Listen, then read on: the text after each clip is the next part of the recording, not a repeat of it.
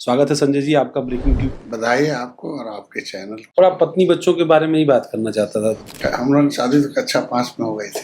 अच्छा, 5वीं में पढ़ते थे। जयप्रकाश निषाद जो गोरखपुर में कह रहे हैं कि यार ये आदमी अपने आप को गॉड फादर ऑफ फिशरमैन कहता है, ये क्या तुम्हारा बाप है? तो हमारे अगर गाली देने से बड़े हो जाते तो अच्छी बात है। आपका कार्यकर्ता आपकी आरती करता है। आपके लिए ये मुश्किल दौर था जब आपके बेटे की तबीयत अचानक खराब हुई, उनको एयरलिफ्ट किया गया।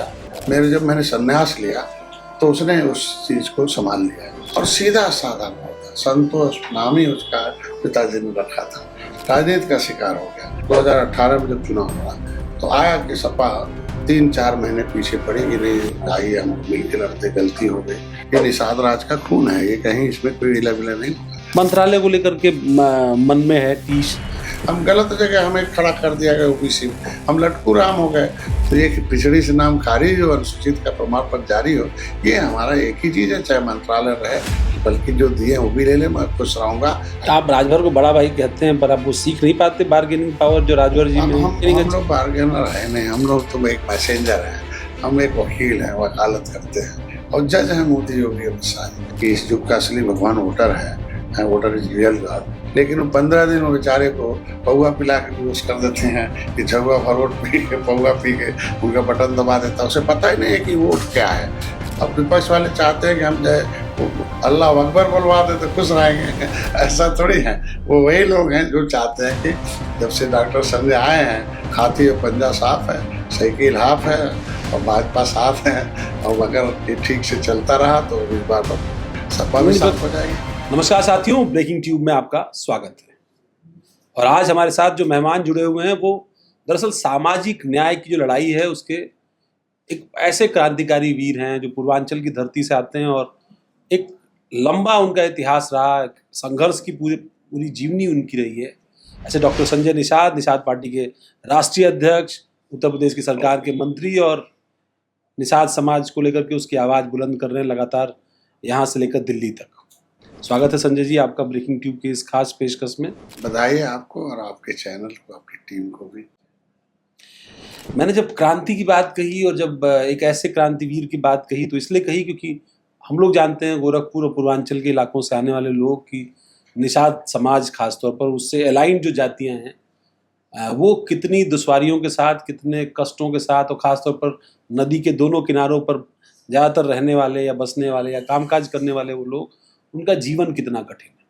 जब रामायण की बात करते हैं तो फिर केवट की याद आती है, निषाद राज की याद आती है, और जब हम आज की बात करते हैं तो फिर कसरवल कांड भी याद आता है, जो आपके जीवन का एक महत्वपूर्ण मोड़ था। तब तक सामाजिक न्याय की बात थी, फिर राजनीतिक बात शुरू हो गई और आपकी राजनीतिक यात्रा शुरू हो गई। आपको पार्टी बनानी पड़ी, भविष्य कुछ था नहीं, पूंजी कोई थी नहीं, कार्यकर्ता कोई थे नहीं। ये यात्रा कैसे शुरू हुई डॉक्टर संजय निषाद, ये पहले आप हमारे दर्शकों को बताइए और फिर आगे के सवाल आपके सामने रखें। पहले तो आपको विशेष रूप से धन्यवाद कि हमारे समाज के और हमारी आवाज़ को हमेशा प्रमुखता से उठा दे रहे। कहते हैं कि history is the mother of politics, history is the mother of politics, movement is the father of politics. जो इतिहास होती है वो राजनीति की माँ होती है और आंदोलन उसका बाप होता है। मैंने चर्चिल ने लिखा है और जो इंग्लैंड के प्राइम मिनिस्टर हैं वो नोबेल प्राइज है खाली लिखने के नाते, प्रधानमंत्री के बाद में उन्होंने पॉलिटिक्स में उन्होंने लिखा एक बुक के अनुसार कि political power the strong than the god power, राजनीतिक शक्ति ईश्वर की शक्ति से भी कहीं ज़्यादा शक्तिशाली है। और उसको कोरोना में देखने को मिला हम लोगों को कि राजनीतिक शक्ति ने ही कोरोना को किल किया। नहीं तो पता चला कि सब लोग मरते जा रहे थे और एक मतलब किसी दुष्ट आत्मा ने उसे बनाया और किसी एक ऐसे आत्मा ने उसे क्या अवसर दिया और हम लोग स्पीड से देखा। तो कहते हैं कि political power the strong than the god power, राजनीतिक शक्ति ईश्वर की शक्ति से भी ज़्यादा शक्तिशाली है तो इन डेमोक्रेसी। और मैं दूसरे पन्ने में उन्होंने लिखा कि every problem solve with political party the democracy with social organisation, सभी समस्याओं का समाधान राजनीतिक दल से ही संभव है और उसके साथ एक सामाजिक संगठन होना चाहिए। उसके तीसरे पन्ने पर लिखा कि social organisation is sweet poison the democracy without political party. और चौथे पेज में लिखा कि the real god is voter in the democracy but voter is unconsciousness. तो सामाजिक संगठन एक मीठा जहर है, और उसके साथ कोई राजनीतिक दल न हो उस समुदाय के लिए। तो हम एक सामाजिक संगठन, उस समय जब वाम सेब था, उसके साथ बहुजन समाज पार्टी थी, हम सामाजिक ऊर्जा को राजनीतिक ऊर्जा में, जिस तरीके से पानी बहती हो तो उसमें कीमत है, हम पूजा कर सकते हैं गंगा के हिसाब से, उसके हम कर सकते हैं, लेकिन उसको अगर बंधा बांध के रोक दिया जाए और रोक कर एक टरबाइन के माध्यम से उस पानी को बजाया तो पानी की कीमत तो घटेगी नहीं, उसके अंदर छुपी हुई एक पावर जो है वो निकल के आती है कि जिसे हम पावर के रूप में कहते हैं। तो इसी तरीके से समाज जो है बिखरा हुआ है, अगर इसको एक जगह ला कर उसको एक पार्टी में जोड़कर उसको हम टरबाइन समझ कर डालते हैं तो एक पावर आता है। तो ये जो जातियां पाँव में थी, उपेक्षित थी पब्लिक के रूप में, इनको एक समाज को इकट्ठा करके उनको इतिहास बताकर उनको राजनीति में लाना, उनको आंदोलन के रूप में लाना, उनके अंदर पावर पैदा करना, उनके अंदर सोच से आदमी कमजोर है, सोच से आदमी शक्तिशाली है। तो ऐसे में आया कि ये जो सामाजिक संगठन हमने बना रखा, all India backward and minority welfare mission, राष्ट्रीय निषाद एकता परिषद, इन जो सामाजिक न्याय की लड़ाई लड़ते लड़ते, दूसरी बात आई कि ढेर सारे जो हमारे सामाजिक न्याय लड़ाई लड़ने वाले नेता रहे, ज़्यादातर लोगों की हत्याएं, या तो उन्हें संन्यास लेना पड़ा थक हार के, या तो ज़्यादातर हत्याएं हुई उनकी। पता चला आंखों के सामने दर्जन भर नेता मारे गए, महन सिंह राजपूत, धनीराम मनोहर, अकबर दयाल वर्मा, मनोहर लाल जयपाल, कश्यप, चूरी बिंद, मनशा पूरन। तो ये आया कि हमें पॉलिटिकली ट्रेनर बनना पड़ेगा, पॉलिटिकली ट्रेंड करना पड़ेगा, और जो पॉलिटिकली अनट्रेंड लोग हैं वो पाँव में हैं, और पॉलिटिकली ट्रेंड लोग पावर पैसे पर बैठा हुआ। और तो पॉलिटिकली ट्रेंड करने के लिए हमें कोई न कोई ट्रेनिंग सेंटर बनाना ही पड़ेगा। तो ऐसी स्थिति में हम एक जंगल के किनारे रहने वाले, एक नदी के किनारे रहने वाले, 5 किलोमीटर पैदल जाकर तुमने मतलब प्राइमरी पढ़ा, हम लोग 7 किलोमीटर दूर जाकर हाई स्कूल पढ़ा, वहाँ से 30-35 किलोमीटर इंटर किया। मैं गोरखपुर से आके रोज आता जाता था, BSc मैंने किया, फिर कानपुर से इलेक्ट्रोपैथ डॉक्टर मतलब पढ़ाई की। तो ऐसे में एक हमारे साथ साइंटिस्ट है डॉक्टर रमाशंकर जी, उन्होंने उस समय हमें 1980 में एक किताब मिली, और उस किताब का नाम है सृष्टि और प्रलय। और सृष्टि और प्रलय में पढ़ने पर, एक तो 2 किताबें हमारे जीवन में, क्योंकि हम तो लाइब्रेरी रखने वाले, पढ़ने वाले थे हम लोग, अंधविश्वास से उन्होंने लिखा कि सृष्टि और प्रलय में कि भगवान क्या है, संविधान क्या है, विज्ञान क्या है, तो अंधविश्वास क्या है। तो पता चला सबका जवाब उसमें था कि ये तो विज्ञान से ही सफलता मिल सकती है, संविधान इसीलिए आया कि विज्ञान स्थापित हो, और संविधान इसीलिए आया कि जो सामाजिक अन्याय हो रहा है उस पर न्याय दिलाया जा सके, कॉन्स्टिट्यूशन ऑफ इंडिया में। तो उसमें आया कि भाई हम सामाजिक संगठन चला के क्या करेंगे अगर राजनीतिक दल नहीं होगा। तो ये तो उसके लिए है कि एक इलेक्शन बीत गया, दूसरे को वोट दे दिया सब लोगों ने, और जिसको वोट दिया तो कहते साहब अब हमारा सम्मान दीजिए। बहन जी आई जिस तरीके से, जमुना निषाद आए, तो क्या हो देख सकते हैं, जब तक वोट डलवा रही थी तब तक तो जिंदा थी। जैसे पार्टी बनाया उन्होंने, एकलव पार्टी मारी गई। जिस तरीके से उन्होंने बौद्ध धर्म स्वीकार किया, दो घटनाएं उनके साथ हुई।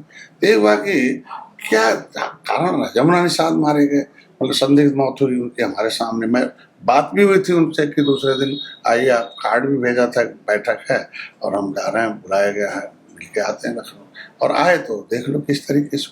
तो ये मतलब ये घटनाएं हम लोगों को प्रेरित की कि अगर हम लोग एक तो घर भर नहीं आएंगे। मैंने एक आदमी से पूछा भाई कि अगर हम काम कर रहे हैं तो हमारा भी नंबर लगेगा।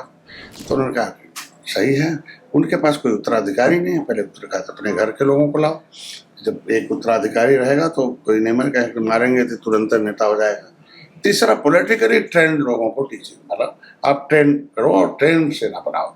अब बिना ट्रेंड, क्योंकि बड़े लक्ष्य को प्राप्त करना है तो एक अनुशासित संगठन और एक जो है सशक्त संगठन और अनुशासित कार्यकर्ता होना चाहिए। अनुशासित वही होगा जो पॉलिटिकली जो शिक्षित प्रशिक्षित और दक्ष हो, मतलब जिसको इतिहास का ज्ञान हो, जिसके पास भूगोल का भी ज्ञान हो, विज्ञान का भी ज्ञान हो, आर्थिक मतलब ऐतिहासिक ज्ञान हो, सामाजिक ज्ञान हो, आर्थिक ज्ञान हो, राजनीतिक ज्ञान हो, वोट में क्या शक्ति है। तो उसमें जो अंतिम चौथे पर लिखा कि the real god is voter in the democracy, कि इस युग का असली भगवान वोटर है, voter is real God but voter is unconsciousness, मतलब वोटर ही भी हो, भगवान ही भी हो। कहते हैं लिखा कि भाई साल भर 5 साल तो नेता जगाते हैं कि जागो जागो, तुम्हारा संविधान में ये हिस्सा है, लेकिन वो 15 दिन वो बेचारे को पौआ पिला के बेहोश कर देते हैं कि झगुआ भरोट पी के पौआ पी के उनका बटन दबा देता है। उसे पता ही नहीं है कि वोट क्या है। भाई वोट से ही उसकी व्यवस्था बदलेगी, वोट से ही मतलब पॉलिटिकल पार्टनर है देश का, वो पॉलिटिकल पार्टनर है। तो इसमें आया कि भाई इनकी ट्रेनिंग की जानी चाहिए। सामाजिक न्याय की लड़ाई अकेले जिसके लिए हम लोग लड़ रहे हैं, जिसके लिए हम डॉक्टर हैं, पर जिसके लिए हम लड़ाई लड़ रहे हैं उसे पता होना चाहिए कि मैं उनके लिए काम कर रहा हूँ। तो मैंने इनको राष्ट्रीय निषाद एकता परिषद को के माध्यम अचानक जमुना निषाद जब जेल में थे तो मिलने गए, तो उनसे जय भीम और जय ज्योति जय भीम मतलब पिछड़े का और दलित का दोनों का जो। अच्छा, आपको क्या लगता है जमुना निषाद की बात आई है तो मुझे याद आता है वो घटनाक्रम जब जिस नाते उनको जेल जाना पड़ा था और उनको मंत्री की कुर्सी भी छोड़नी पड़ी थी। पहली बार चुनाव जीते थे, वो मंत्री बन गए थे और यहाँ से लौट कर जा रहे थे। किसी निषाद परिवार की बच्ची का मामला था, उसकी पैरवी कर रहे थे और उसके बाद फिर क्या कुछ हुआ? आप उस घटना के मतलब आसपास काफी रहे ये तो होंगे। मैं कह रहा नहीं, क्या कोई साजिश थी उनके खिलाफ? आस्तीन के सांप हैं यहाँ, वो आस्तीन के सांपों ने उन्हें मरवा दिया। वो बेचारे वैष्णो देवी गए थे, अब वैष्णो देवी से अभी आए, मतलब वैष्णो देवी जैसे आए और आए तो घर पे अभी घर में भी नहीं गए। अब कुछ लोगों ने चढ़ा के कह दिया नहीं ये वहाँ बेटी की इज्जत लूटी है, जो इज्जत लूटने वाला बाहर घूम रहा, बेटी को थाने में बैठा गया। उन्होंने तमाम एसपी वगैरह सबसे बात भी की, लेकिन कोई कार्रवाई नहीं। समाज तो साथ में है, तो उसने उसका आप पगड़ी मतलब उठाया, तौलिया रख दिया कि अब आप ही हम कर सकते हैं। तब चूंकि आदमी स्वाभिमान से तो समझौता नहीं करेगा ना, तो आदमी चल दिया। और चलने के पहले तो उनके पहुंचने से पहले आधे घंटे पहले गोली चल गई थी। उसी घटना स्थल का टाइम और पोस्टमार्टम, चूँकि मैं डॉक्टर हूँ, जूरिस्प्रूडेंस एंड टॉक्सिकोलॉजी में पढ़ता हूँ, जो है मेडिको लीगल मैं जब पढ़ा तो मैंने कहा यार तो गलत है, तो उनके पहुँचने से पहले ही घटना हो चुकी है, गोली लगी है टाइमिंग का। मैंने बहुत बड़ा एक आंदोलन किया गोरखपुर में डीएम के सामने। जब सब लोग मिलने गए, जेल चले गए, उनको तो मायावती जी ने उनको घर बुला करके जेल भेज दिया ना कि जब वो बेटी तब उनको बुला के यही तो गलत किया, इसीलिए बसपा जो नेतृत्व में चली गई। फिर एक वोट बैंक है ना, नेता जो होता है वो एक अगुआ होता है, नेता एक मार्गदर्शक होता है। अब मार्गदर्शक को आप अगर किल कराएंगे तो निश्चित रूप से एक जैसा वही आज के दिन में हमारे पास हजारों करोड़ों कार्यकर्ता, अगर मेरे साथ कोई घटना होती है, कोई हमें रे बोलता है, जो अभी हो रही है ना, हमें कोई अपमानजनक शब्द बोल दे तो चल जाएगा, लेकिन जो मिशन के शब्द में बोलेगा तो गलत हो। जैसे उन्होंने मैं मिला जेल में चले गए, बंद करा दिया, एक गलत फैसला था उनका। दो विभाग के मंत्री थे, हम लोगों ने प्रचार करके कैसे जिताया था, 18 बार जो चुनाव लड़ा हो, 18 उसके बाद उनको सब आए हो, और एक ऐतिहासिक जीत हम लोगों ने पूरे प्रदेश में निषादों ने मिलके जो है बहुजन समाज पार्टी को सत्ता पहुंचाया था।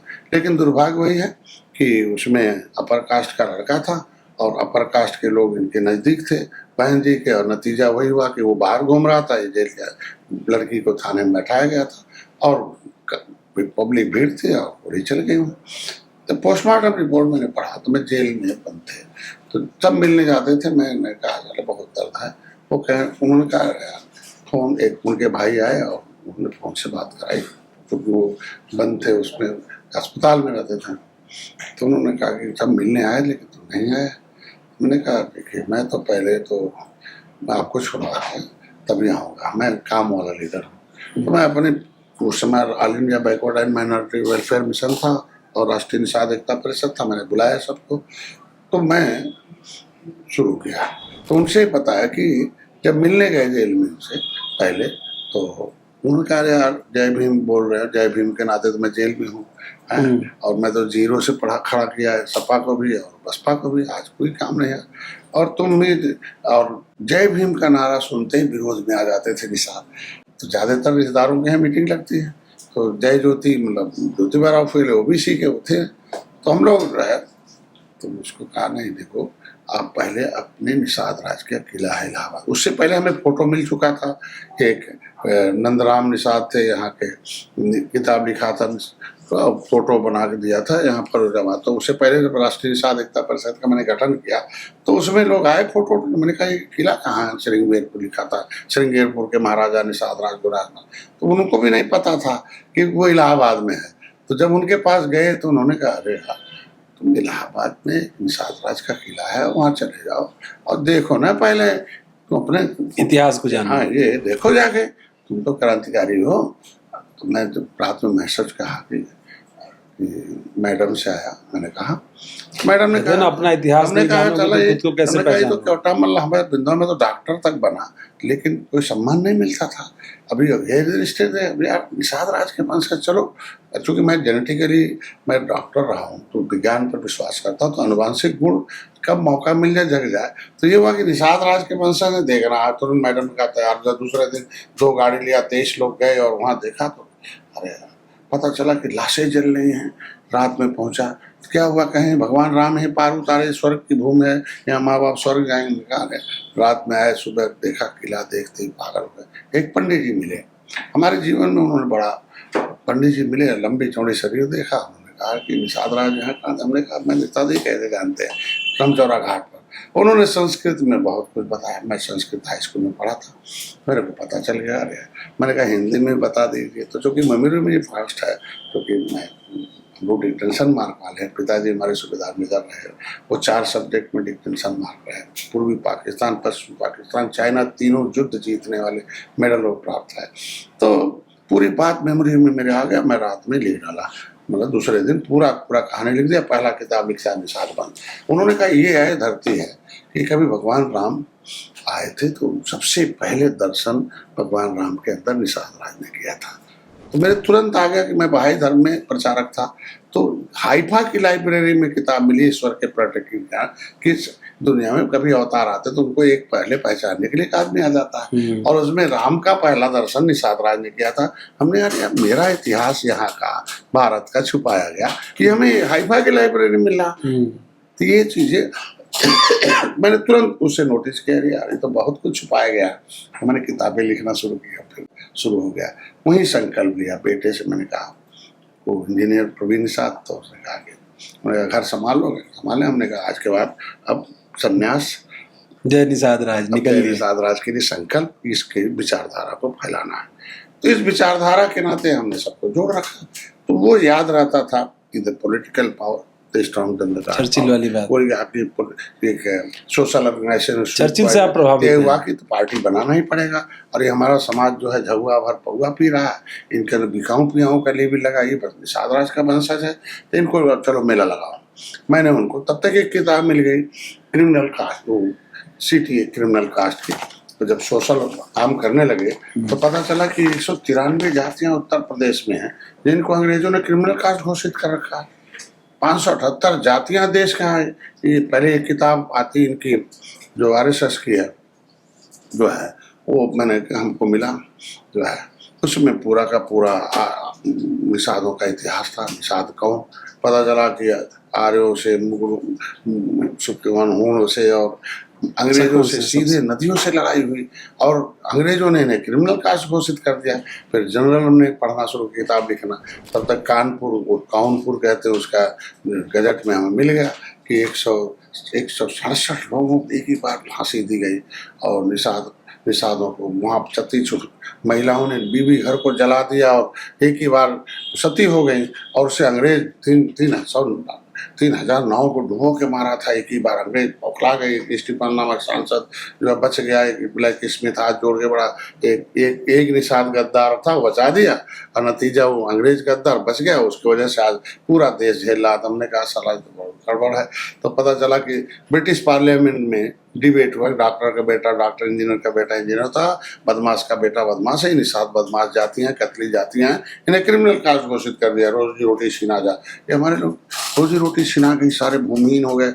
जब छुप गए तो उसमें लिखा बाद में कि कहाँ गए निषाद, पता चला कर ये तो बहुत चालाक जाति है, ये तो 70 फुट नीचे जो है मछली का सांस बुल्ला निकलते जान जाते कितने किलो के। इतनी एकता इनके अंदर है कि बता मछली मार के खाने लेते हैं, कभी झगड़ा थोड़ी करते हैं सब।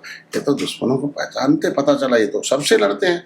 तब तक एक किताब मिल गई वैदिक एवं ब्राह्मणी धर्म, तो उसमें आया कि अरे तो नेग्रिटो के पश्चात भारत में जिस संस्कृत का आगमन हुआ निषाद संस्कृति है। आर्यों को ज्ञान, गंगा का ज्ञान निषादों ने दिया, पृथ्वी गुरु ब्राह्मणों को निषाद। हमने कहा तो पूजनीय है, ये MA में पढ़ाई जाती है, जो है फैजाबाद विश्वविद्यालय में जो तो बहुत ये आया कि ये तो बहुत गौरवशाली इतिहास के साधों का, ये देश से लड़ने के नाते उजड़े हैं, ये तो राष्ट्रवादी असली हैं, ये सामाजिक न्याय तो बड़ा अन्याय है इनके खिलाफ। अंग्रेजों ने उजाड़ा, मुगलों ने उजाड़ा, सबने उजाड़ा, उन्होंने उजाड़ा, ये तो उजड़ने वाली जातियां, इनको बसाना आवश्यक है।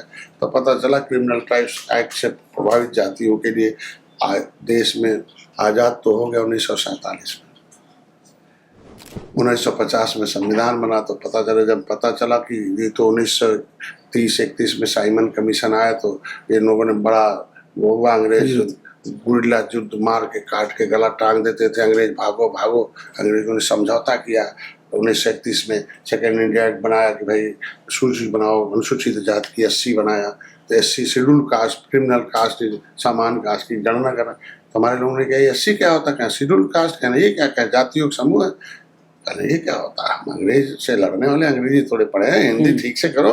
तो उसने लिख दिया 80 को लिखा अनुसूचित जातियां, अनु मतलब नीचे, सूचित बोला सूचित किया जाएगा, ऐसी जातियां जो सोशली, एजुकेशनली, इकोनॉमिकली बैकवर्ड और due to the historical custom of untouchability. और उसने कानून बना दिया कि अनुसूचित जाति अत्याचार निवारण अधिनियम, कि अब तुम्हारी जातियों को कोई छेड़ेगा नहीं, न जमीन जायदाद नहीं, वापस होगा, और इज्जत पानी, बेटा पढ़ेगा फ्री में, सरकारी पैसे से पढ़ेगा, सरकारी नौकरी, 23% का रिजर्वेशन उसी समय कर दिया। ये अनुसूचित जाति अत्याचार निवारण अधिनियम सब सुरक्षित हो गए। लेकिन वो क्रिमिनल कास्ट नहीं हटा ना 12 अक्टूबर 1871 का। अब क्रिमिनल्स होने के नाते एसपी और डीएम बगल में बैठते रहे कचहरी में, अब जिसके खिलाफ FIR होगा कैसे लेने जाएगा। नतीजा हुआ कि ये आसामी दर था, 1941 में गिनती हुई, 51 में सरकार नहीं थी, जब देश आज़ाद हो रहा था। तो एक किताब और पढ़ने को मिला है कि हु आर इंडियन मार्टाइल्स, उसमें हमारे लोगों को पता चला कि नाम ही गायब है। जैसे चौरी चौरा है, चौरी चौरा में महादेव पुत्र कुंज बिहारी केवट, अब महादेव नाम है लेकिन केवट नहीं है, अब लिखा नहीं। अब पता चला, मैंने किताब जब पढ़ा वर इंडियन मार्टाइल, तो उसमें आया कि ये तो निषाद थे। अब पता चला उनकी अगुवाई में थाना फूका गया, पता चला कि देख लीजिए अब इतिहास से गायब है। अरे यार, ये तो बहुत अन्याय हो रहा। तो ये तो साहित्यिक अन्याय हो गया, सामाजिक अन्याय। तो पहले मुगलों ने इतिहास से गायब किया, फिर अंग्रेजों ने इतिहास से गायब किया। तो ये हुआ कि चलो इसके दिन को जगाया जा, इनको बताया जा। तो फिर हमने अभियान स्कूल के रूप में पॉलिटिकल टीचर बना। पॉलिटिकल टीचर ट्रेनर था ही उस समय, जब कांशीराम साहब आते थे तो पिताजी, क्योंकि 1980 में थे, हमारे भारत इंजीनियर थे रेलवे के, वो ट्रेन में आते थे, तो हम लोग इतना अनुशासन था कि जिस डिब्बे में फादर बैठते थे उसमें हम लोग नहीं बैठते थे, कभी सामने खड़ा नहीं होते थे। तो हम लोगों को किताब उसी ट्रेन में पढ़ते ही आते जाते थे। मतलब सुबह 6 बजे निकलते थे, 10 बजे पहुँचे, फिर पढ़ के 5 बजे ट्रेन पकड़े, फिर रात को 10 बजे, खाली 6-7 घंटा सोने के लिए, इतना संसाधन नहीं था। वो किताब पढ़ने को हमें मिला, हिस्ट्री और पढ़ लिया। तो वो बाम सेब से जुड़े पिताजी को जोड़ा। तो उस समय कांशीराम बच्चों को दान लेते थे, full timer, short timer, part timer, जैसे RSS करता है। तो हम लोग पार्ट टाइमर थे। पार्ट टाइमर मतलब शनिवार में डॉक्टर, तो धीरे धीरे आए, स्टूडेंट टीम में आए, एग्जीक्यूटिव ट्रेनर बने। चूँकि अंग्रेजी हमारी अच्छी थी, वो हिंदी कम बोलते थे, तो हम लोगों ने शुरू किया और उन्होंने सामाजिक न्याय के बारे में बताया है। उन्होंने बताया कि देखो, पंडित जवाहरलाल नेहरू ने, उन्होंने बताया कि पंडित जवाहरलाल नेहरू ने 31 दिसंबर 1949 को एक जवाहर भवन में बैठक की, जो आनंद भवन के नाम से जाता है, और उसमें खाली पंडित जी लोग थे। और उसमें एक जो है राजा राम नाम का एक उसके सेवक था, उसने पूरी बात सुनी और बताई। और उसमें इतना ही था कि पंडित जी लोगों का उन्हें सोच बदला, और उन्होंने कहा कि भाई है पंडित जी लोग, we are you an upper god chosen by god is today's. आज के दिन में एक विचारधारा है कि हम लोग भगवान के भेजे हुए आदमी हैं, और other caste written by god, दूसरी जातियों को भगवान ने जो है वापस भेजा है कि जाओ इनकी सेवा करो तो अगला जन्म तुम्हारा स्वर्ग हो जाएगा। इस आधार पर ये जातियां आपको ऊपर सम्मान देती है और अपने नीचे रहती है। उनके दिमाग में एक चीज सोच भरी है कि हमारा पिछला जन्म बहुत खराब था, इसलिए बहुत खराब जगह पैदा हो गए, थोड़ा कम खराब है वो बीज, फिर भी जाति में है नहीं, वो भी अपने नीचे रहने के लिए तैयार है और आपको आराम से दे रहा है। लेकिन आफ्टर द 26 डेज, 26 दिन बाद, implementation of the constitution of India, the implementation of the constitution of India, we are you are upper caste not chosen by God, chosen by public। जब पब्लिक चुनेगी तब बड़े रह जाओगे, वरना नहीं तो। लेकिन उन्होंने कहा but only present in the Constitution of India कि leatherman, washerman, fisherman already chosen by Constitution of India. उसने चुन लिया कि निचले पावदान पर आने वाले हैं, इनको संविधान ने चुन लिया कि भाई इनके साथ अन्याय हुआ है, इन उजड़े लोग हैं, ये इनको सताए गए हैं सामाजिक न्याय के हिसाब से, कि इनको अवसर प्रदान किया जाए। और उसमें आया कि संविधान सभा में चंद्रिका राम निषाद ने आवाज़ उठाई, क्योंकि वो 6 घंटे का उनका वो स्पीच है, उसमें कैडर था। तो कि चंद्रिका राम निषाद ने कहा भाई बड़ा घोड़ा छोटा घोड़ा एक साथ रखो तो सब चना खा जाएगा मजबूत वाला, वो छोटे वाले को तो अलग करना पड़ेगा। और ये अंग्रेजों ने 1931 में कर रखा है, 1941 में कर रखा है, और मान लिया जाए। उसके लिए भारत सरकार ने उस समय जब संविधान सभा ने एक सभी राज्य सरकारों को प्रस्ताव भेजा कि आप लोग जो सोशली एजुकेशनली इकोनॉमिकली बैकवर्ड जिन जातियों के अंदर हैं उनका एक रिपोर्ट मंगा लिया जाए और बताया जाए कि कौन लोग हैं। तो अंग्रेजों वाला वही वो लागू हो गया कि भाई आ गया। उसका नाम है पब्लिक फाइल 74/4/1950, जिसको मुकुल वासनी और शैलजा कांग्रेस क्यों डूब गई, क्योंकि ये फाइल जब किसी समाज के साथ अन्याय करोगे उसके आधार पर संविधान में लिख गया। लेकिन लेदरमैन और वाशरमैन ये सेवादार जातियां थी अंग्रेजों की, तो ये तो पा गई। लेकिन अंग्रेजों से जो लड़ रहे थी फिशरमैन, वो कैसे जाएंगे। वो 5 साल 16 दिन 31 अगस्त 1952 को चंद्रिका राम आ गए सदन में, और उनकी अगुवाई में 10,000 लोग पूरे देश से क्रिमिनल कास्ट जातियां संसद के पास पहुंच गई कि भाई हमको काला कानून, हम देश आजाद हो गया, मेरे वजह से आजाद हुआ, हम पाइपलाइन पॉलीथीन में है, रोड पर है, जमीन जायदाद छीनी गई है, हम तो राणा प्रताप के हथियार बनाने के नाते मुगलों ने उजाड़ा है। सड़क पर देखे होंगे अगरिया हैं जो लोहा पीटते हैं, उनके ठेले पर जाकर देखेंगे तो राणा प्रताप का चिन्ह है। उनसे पूछो क्या हमारे पुरखों ने रोटी बेटी चोटी नहीं तजी मुगलों के सामने, इसलिए हमने हथियार बनाए, इसलिए हमको उजाड़ दिया। हम लोग ये स्वाभिमानी आदमी, तो ऐसी जातियों को मिलना चाहिए। तो 31 अगस्त 1952 को मतलब देश आज़ाद होने के 5 साल 16 दिन बाद ये जातियाँ उस आज़ाद हुई काले कानून से। क्या हुआ, क्रिमिनल कास्ट इंक्वायरी कमेटी अंथा समय नंगार 1949 में पटेल जी की अध्यक्षता में, पटेल जी एक इतिहास और है, ये बहुत जरूर जानना लोगों को, कि झंझावर भाई पटेल उनके पिताजी थे, और निषाद, अभी हमारे कई जातियां निषाद पर पटेल लिखते हैं प्रतापगढ़ वगैरह में, उनके साथ रहने के लिए इधर गाजियाबाद वगैरह में। पूछो कौन वाले पटेल, कहते हैं पतरिया वाले पटेल, तो कुर्मियावा पटेल, बादावा, अभी बर्मा लिखते हैं, चूंकि काला पानी की सजा दे दिया था अंग्रेज, बर्मा ले गए थे। तो ये चीजें हैं। तो वो पटेल जी ने, पिताजी ने कहा है बेटा तुम कांग्रेस अब हस्तांतरण कर रही है पावर आपका, लेकिन तुम गृह मंत्री बनो, जिससे कि ये काला कानून हट जाए। ये जो बंद लोग हैं जेलों में, और जेलों में बनना उनको हटाना, तुम कुछ और न बनना, प्रधानमंत्री होगी न बना, गृह मंत्री। इसीलिए जो चुनाव हुआ अध्यक्ष का कांग्रेस का, चूंकि ये था पावर ऑफ ट्रांसफर होगा, जो अध्यक्ष होगा वो प्रधानमंत्री होगा, तो इनको 14 वोट मिला था, उनको 1 वोट मिला था। लेकिन उन्होंने पर्ची लिख के दे दिया गांधी को कि नहीं हमें गृह मंत्री बना दो, क्योंकि हमारे पिताजी ने कहा। अब वो हमारे लोगों के लिए काला, जब ये जेलों में गए मिलने, जो पंडित जवाहरलाल का नाम, मतलब आप ये कह रहे हैं कि जो सरदार वल्लभ भाई पटेल थे वो भी आपके भाई जब क्रिमिनल कास्ट थे ना कुर्मी, वो भी तो ईख में मार रहे थे अंग्रेजों को बात के। हाँ, हमारे लोगों को जो खाना दिया, भंडी दिया, चाहे लोग खाने, उनको क्रिमिनल कास्ट घोषित कर दिया। कहाँ जमीन है बताइए, कि लोहार के पास, कहाँ तेली के पास जमीन है, कहाँ जो है प्रजापति के पास जमीन है, ये सब तो भूमिहीन है ना। जितनी भूमिहीन जातियां हैं सबको क्रिमिनल कास्ट अंग्रेजों ने घोषित किया। पटेल जब जेलों में गए मिलने, तो कहाँ बंद है, कहाँ साहब जाति के नाते बंद है, तुम्हारा जाति के नाते बंद है, कौन जाति फला, 193 जातियां उत्तर प्रदेश, 578 जातियां। तो अपने सचिव अंथा सेमनंगार, उनका दक्षिणी भारत का उनका सेक्रेटरी था, उसके अध्यक्षता में कमेटी गठित किया, उसका नाम है अंथा सेमनंगार criminal tribes act inquiry committee 1949-50। उसने 2 महीने, उसने रिपोर्ट दिया 6 महीने में।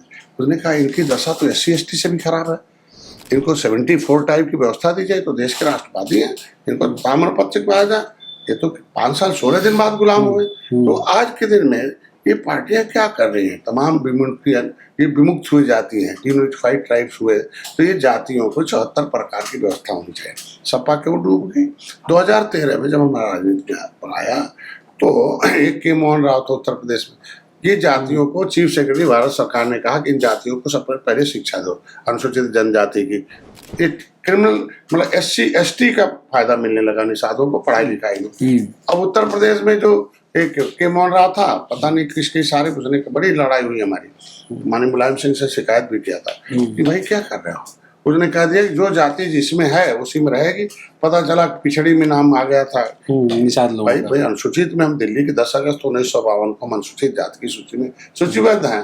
राष्ट्रपति ने नोटिफिकेशन किया कि भाई 24 नंबर पर कुमार भाई है, 30 नंबर पर धोबी भाई है, 53 पर मझवार हैं, 66 पर कुड़ैया है, 65 पर शिल्पकार हैं, 63 पर जो है वो तरमाली पासी जातियों को उपजातियों को है कि जो जातियां चमड़े का काम करने धोबी हैं, कपड़े धोएंगी, ये हम सूची बात। लेकिन ये लोग जो बड़ी जो जातियां जो ये जो क्षेत्रीय दल उभरे सपा बसपा, इनको राजा बनने के लिए जगह चाहिए 1992-93 में।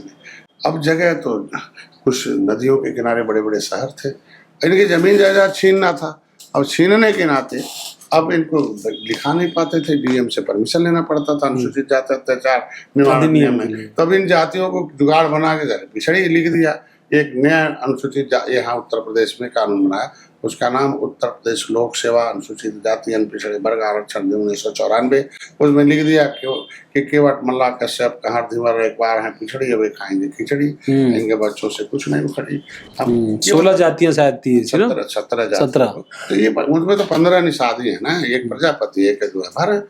ये बताइए इन जातियों का अधिकार क्यों छीन लिया? भाई संविधान कहता है और राष्ट्रपति कहते हैं अनुसूचित है, और राज्य में कर दिया। जब मैंने आंदोलन किया रेल तो उसको सुधारा, हमने कहा नो एनी है for the state government high court in the matter of SC. तब राज्यपाल ने सुधारा 31 दिसंबर 2016 को। क्यों नहीं बोलते भाई सपा के लोग? 2016 में उनकी सरकार थी, जाते जाते हमें संशोधन किया है कि केवट मल्लाह नहीं है पिछड़ी, अब नहीं खाएंगे खिचड़ी, अनुसूचित दे दिया जाए। तो ऐसे में ऐतिहासिक रूप से ये सब जानकारी मिलने के बाद तो मैंने कहा कि भाई थाटरों ने लिखा कि collection the information the development of the knowledge the decide the wrong and right. जिसके बाद जितनी जानकारी होगी उतने होशियार समझदार होगा, सही गलत का फैसला ले। इसके मतलब हमारे समाज के पास कोई जानकारी नहीं है, इसलिए हुआ वोट पहुआ फिरा। इनको जानकार बनाओ, समझदार बनाओ, होशियार बनाओ और बुद्धिमान बनाओ। अब बुद्धिमान का मतलब शिक्षा से मतलब ये नहीं कि पेट पालने के लिए, किताब पढ़ने के लिए। शिक्षा का मतलब आपका हिस्सा कितना बनता है, हिस्सा कौन खा रहा है, कैसे लोकतांत्रिक ढंग से मिलेगा, किस तरीके से दूसरे को आसानी से मिला है, असली दुश्मन कौन है, नकली दुश्मन कौन है, भाई कौन है, कसाई कौन है, इसका ज्ञान हो, जागृति हो। तो पता चला कि सोच बदल गई है निषादों की। इनके दिमाग में आ गया कि हम तो निषाद राजवंशज हैं। अब इनके दिमाग में आ गया पिछला जन्म बहुत खराब था, इसलिए बीच में जाति में नीच हो गए, इनको नीच बनाने। तो भाई कांशी राम ने सोच बदली, पंडित जवाहरलाल नेहरू ने, अटल बिहारी वाजपेयी ने, कांशी राम ने लेदरमैन की सोच बदली कि भाई देखो उसमें आप उनकी सोच से तुम साफ कर रहे हो पाखाना, कि जितने साफ करेंगे पाखाना सीधे स्वर्ग जाना है। और उसमें कानून में लिखा, संविधान में, जो तुमसे साफ करवाएगा पाखाना सीधे जाएगा जेल खाना। उसमें लिखा है कि उसमें अगर तुमने छू दिया खजाना तो सीधे नरक जाना, और इसमें लिखा हुआ 23% खजाना। तो यार कहाँ लिखा? कहने संविधान में लिखा बच्चे को भेजो स्कूल में, बच्चे को भेजो, लेदरमैन, वाशरमैन, फिशरमैन, सबके बच्चों के लिए लिखा कि पढ़ने जाएगा, उसके बदले खजाना लेके आएगा, अपनी माँ को देगा, माँ जाएगी बाजार, चॉकलेट आमलेट लाएगी, कपड़ा लाएगी, किताब लाएगी, पढ़ाएगी, आगे बढ़ाएगी। तो उन्होंने कहा कि ये दीवार के उधर तुम्हारा खजाना है, बीच में तुम्हारे बिरादरी के लोग दीवार हैं। जो कांग्रेस में जगजीवन राम को उसमें आया बात कि भाई कैसे होगा अम्बेडकर, तो 23% आरक्षण है, 23% तो इसे अम्बेडकर के पास सांसद हो जाएंगे, शेड्यूल कार्ड फेडरेशन में है, और हमें तो उससे 27% और सांसद विधायक चाहिए सरकार में, प्रधानमंत्री। हम लोगों को तो 50% चाहिए, इसलिए इसको अम्बेडकर तो मार नहीं सकते, पॉलिटिकली ट्रेनर है वो, टीचर है वो, तो बहुत बुद्धिमान। कहना क्या कहना, उसके समाज को गुमराह करने के लिए लाओ, तो जगजीवन राम को लाया गया, गुमराह करने के लिए लाया गया, गुमराह हो गया दलित समाज अभी भी देश में। फिर यादव जैसे जाग रहा मुलायम सिंह, तैसे फ्री में देख लो रामनरेश यादव को ला दिया। तो जैसे डॉक्टर संजय अभी लोगों को राह पर ला रहे हैं, तो गुमराह करने के लिए बिहारी भैया को ला देते उत्तर प्रदेश में। ये तो नीत रही है। तो अब समाज समझ रहा ना कि कौन समाज को पॉलिटिकल, तो political godfather of upper caste माननीय प्रधानमंत्री हुए Pandit Jawaharlal Nehru, Atal Bihari Vajpayee. Political godfather of leather man हुए Kanshi Ram. Political godfather of milk man हुए MC। इन्होंने पॉलिटिकली ट्रेंड किया लोगों को कि अब देश बैमान से नहीं संविधान से चलेगा। देश जो है अब किसी और से चले नहीं, संविधान से चले, और संविधान में राइट है, कॉन्स्टिट्यूशनल राइट है। तो कॉन्स्टिट्यूशनल राइट जो दिलाए, कॉन्स्टिट्यूशनल राइट दिलाने के लिए काम करे, कॉन्स्टिट्यूशनल राइट दिलाने के लिए अपनी जिंदगी दे, कॉन्स्टिट्यूशनल राइट दिलाने का रास्ता अपनाए। और कॉन्स्टिट्यूशनल राइट कैसे मिलेगा, उसका डायरेक्टर बने, उस अपने खुद चले उस पर और कुछ लोगों को रास्ता दिखाए। और कॉन्स्टिट्यूशनल राइट दिलाने के लिए एक्शन में रहे, ये 5 गुण जिसके अंदर रहे वो पॉलिटिकल गॉडफादर होगा। तो इतने गुण देखने के बाद हमें लोगों ने उपाधि दे दी आज के दिन में। इसलिए हमें इस रास्ते में आने के लिए सबसे पहले लगा कि नहीं, सामाजिक ऊर्जा को राजनीतिक ऊर्जा में बदलने के लिए ट्रेनर होना चाहिए। तो मैंने लगातार गांव में पढ़ाना शुरू किया। तो अम्बेडकर ने लिखा ना, हमें पढ़े लिखे लोगों ने धोखा किया। आज भी पढ़े लिखे लोग समझ ही नहीं, कह रहे पिछड़े बंटवारा क्यों नहीं हो रहा। हमने कहा यार, अम्बेडकर ने लिखा जिस समाज की राजनीतिक भागीदारी नहीं होती वो समाज गर्त में चला जाता है। तो चपरासी बनने से क्या होगा, कर्मचारी बनने से क्या होगा भाई, उसकी आवाज जब विधानसभा विधान परिषद में आएगी तब तो होगा ना। आज के दिन में तो कहते हैं अपर कास्ट को मैं धन्यवाद देता हूँ अपनी बैठक में कि भाई उन्होंने दरिया दिल दिखाया था संविधान सभा में कि हम लोग कमाएंगे, बुद्धिमान लोग कमाएंगे, सरकार को टैक्स चुकाएंगे और सरकार के पैसे से इनका भला हो, इन पौधान के बच्चों को पढ़ाएंगे उनको लेकिन अभी क्या हो गया, वही बेईमान लोग हैं। 3000 परिवार पूरा SC का लाभ ले रहा, 4000 परिवार OBC का लाभ रहा। ये क्या हो गया, ये मिल्क मैन, ये अदर मैन क्या भजन गा रहे हैं बेचारे, ये लोग भी बेईमान हो गए ना। तो इसलिए मैं चाहता हूँ कि आज के आपके माध्यम से इन जातियों का भला हो, आवाज है, और मैं इसके लिए कटिबद्ध हूँ कि इनका जो सामाजिक न्याय की लड़ाई लड़ना है तो जिसको चाहिए वो लड़े। उसके लिए आज ताल कटोरा मैदान में एक दिल्ली में अपने पैसे अपने खर्चे से एक आह्वान पर दिल्ली में आया कि जो फर्जी PDA वाले थे कि पिछड़ा दलित और अल्पसंख्यक हमारे साथ है, तो ये पीड़ित दुखी अपमानित लोग आज आप देख सकते हो उनका आह्वान निकालने के लिए दिल्ली ताल कटोरा में पहुंचे हैं। ये हमारा एक सफर रहा, बड़ा उतार चढ़ाव आया, बड़ा मैं इसीलिए चाहता हूँ कि मैं चाहता हूँ कि आपके उतार चढ़ाव पर, इसीलिए मैंने आपकी जब ये राजनीतिक यात्रा, वैचारिक यात्रा चल रही थी तो मैं बीच में ना करूँ, लेकिन अब उन मुद्दों पर जो रास्तों में आपके साथ आते गए, वो चाहे आपकी राजनीतिक यात्रा हो, वैचारिक यात्रा हो, या आपकी पार्टी के पहले पायदान, दूसरे पायदान, तीसरे पायदान पर पहुंचने की स्थिति हो, उन पर भी जो अलग अलग विषय है उनको भी दर्शकों को जानना चाहिए।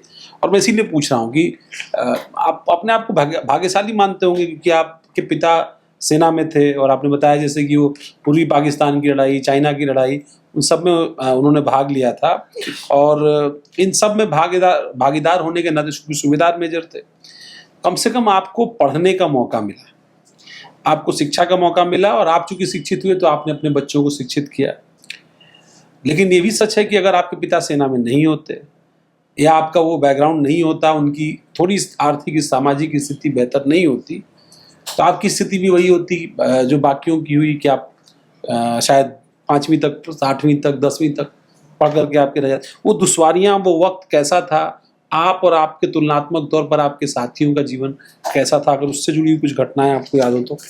5 किलोमीटर पैदल जाते थे। मेरे पिताजी कहते थे, मेरे चाचा मास्टर थे, तो अपने बेटे को चाचा साइकिल बैठा के ले जाते थे।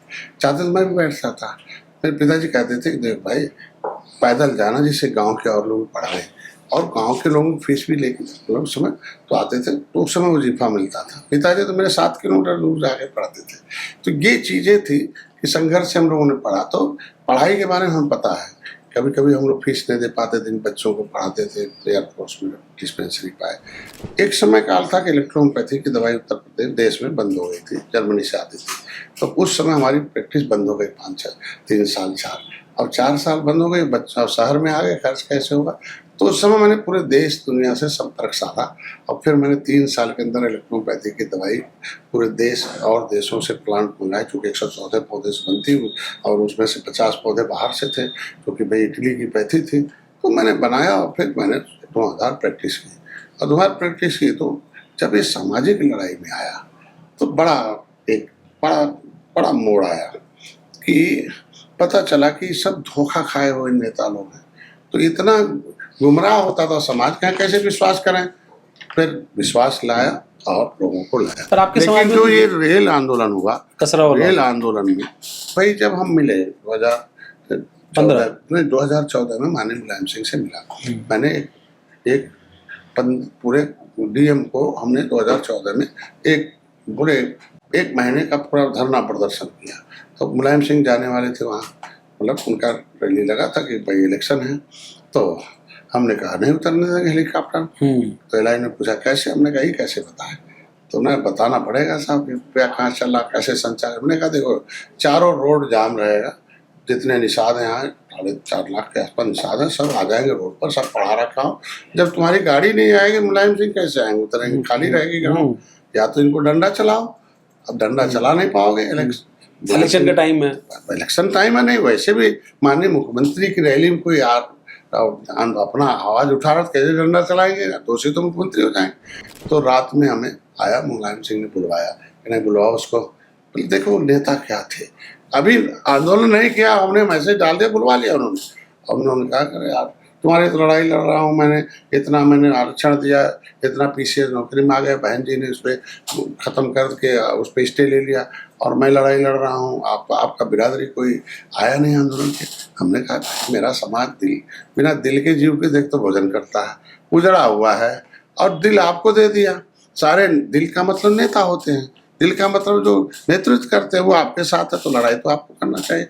हमारे तो बहुत चलो भाई चलो मंच पर आओ, हम आ रहे 2014 में तो ये परिभाषित करा देंगे। मैं कई मंचों पर आया लेकिन कुछ हुआ नहीं। फिर 2015 में हमें रेल आंदोलन करना पड़ा। रेल आंदोलन में तर्क ये है कि एक मैंने बताया कि सबको गोली बौछार होना चाहिए था, पानी का बौछार होना चाहिए था, लाठी मार देना चाहिए था, निहत्थे लोगों पर गोली चलवाना, नेतों लोगों पर, और भी रेल था उसमें राज्य सरकार का कोई मतलब नहीं था। गाड़ियां साठों फूंक देना, निषादों को पीटना, हमारे ऊपर 302 मुलिम लगा देना, फिर एक भाई मरा हो उसको गिराते हुए ले जाना। ये बड़ा अजीब सा लगा कि लगता है कि ये लोग पिछड़ों के नाम के नेता कहते हैं लेकिन इनके अंदर दर्द नहीं है। और इस तरीके कैसा मंजर था वो, मुझे बोलते हैं लोग कि आप भी बाल बच्चे थे। निश्चित रूप से हमारे लोग उसके कूद के लिए भागे नहीं होते, तो हम तो कहे मैं भी यहीं रहूँगा, हम भी मरेंगे साथ में, हमारा एक भाई मारा गया तो हम लोग जाएंगे नहीं, तो खींच को उठा के लेके गए। मैंने 37 लोगों की जमानत कराई, फिर अपनी अंतिम में जमानत कराई। तो जेल में 10 लोग ऐसे थे जिन्होंने कहा कि जेल में तो मार दिए जाएंगे हमारे गुरु जी, वो जमानत होने के बाद भी नहीं निकले और निकले। और फिर हमारे साथ जब जमानत मेरी हो गई 1 महीने में निकले। उस दौरान बहुत लोगों को देखा कि जो बड़े बड़े पढ़े लिखे लोग थे, रिश्तेदार थे, कोई दरवाजा नहीं खोलता था, लेकिन जिनको अपने दिल से दूर रखते थे कि ये किसी काम का नहीं है, ये लगता है कुछ है नहीं, उसके अंदर देखा कि नहीं साहब वो अपना प्राण देने के रात भर हमें ना मिले के रोते थे, साहब अपने जगते थे फिर हमें सुलाते थे। तो देखा कि जो कमजोर निचले पावदान पर है, तो मेरे को याद आया कि जिस तरीके से भगवान राम जब गए तो बाली और सुग्रीव दोनों थे, तो चाहते तो बाली को गले लगाते कि हमें भाई बलवान आदमी मिला, लेकिन उन्होंने पीड़ित को गले लगाया, सुग्रीव को भाई जिसकी पीड़ा है, जिसके साथ अन्याय हुआ है। तो हमें उस समय आया कि नहीं हमारे लिए जिंदगी घर नहीं जाना है, राम चल के गए, एक लक्ष्मण रेखा खींचना है। और जिस तरीके से लक्ष्मण रेखा क्रॉस कर गई सीता जी तो हरण हो गया। तो मेरा समाज एक लक्ष्मण रेखा के अंदर रहेगा तो हरण नहीं होगा, ये नहीं लूटा जाएगा। एक चलो सेना बनाओ कि लक्ष्मण रेखा हो, जिस तरीके से कांसी राम ने बनाया तो उस तरीके का बनाओ, और गरीबों के साथ रहो, गरीबों के पैसे से गरीबों के खाओ, गरीबों का गाओ, गरीबों के बच्चों को पढ़ाओ, अब इनके साथ ही 24 घंटा बिताओ। तो ये मंजर रहा। मेरे साथ कुछ लोग आए और भी, मतलब पर ये घटना तो 15 की हो गई और फिर 17 का चुनाव आप लड़े अकेले, लेकिन पहले गठबंधन की बात हुई सपा से। 2017 में आपने देखा होगा कि 2014 में तो हम 5 सीटें लड़ गए, लोकसभा की। हाँ, लोकसभा लड़े 5 सीटें बिना चुनाव चिन्ह के लड़े। राष्ट्रीय निषाद एकता परिषद से 5 लड़े, धनंजय सिंह लड़े, इधर अनिता सिंह लड़ी, हमारा संत कबीर नगर में हमारी जो है वो एक लोधी थी अपाना, उसे लड़ाया पैसा दे के, 70,000 वोट मिला।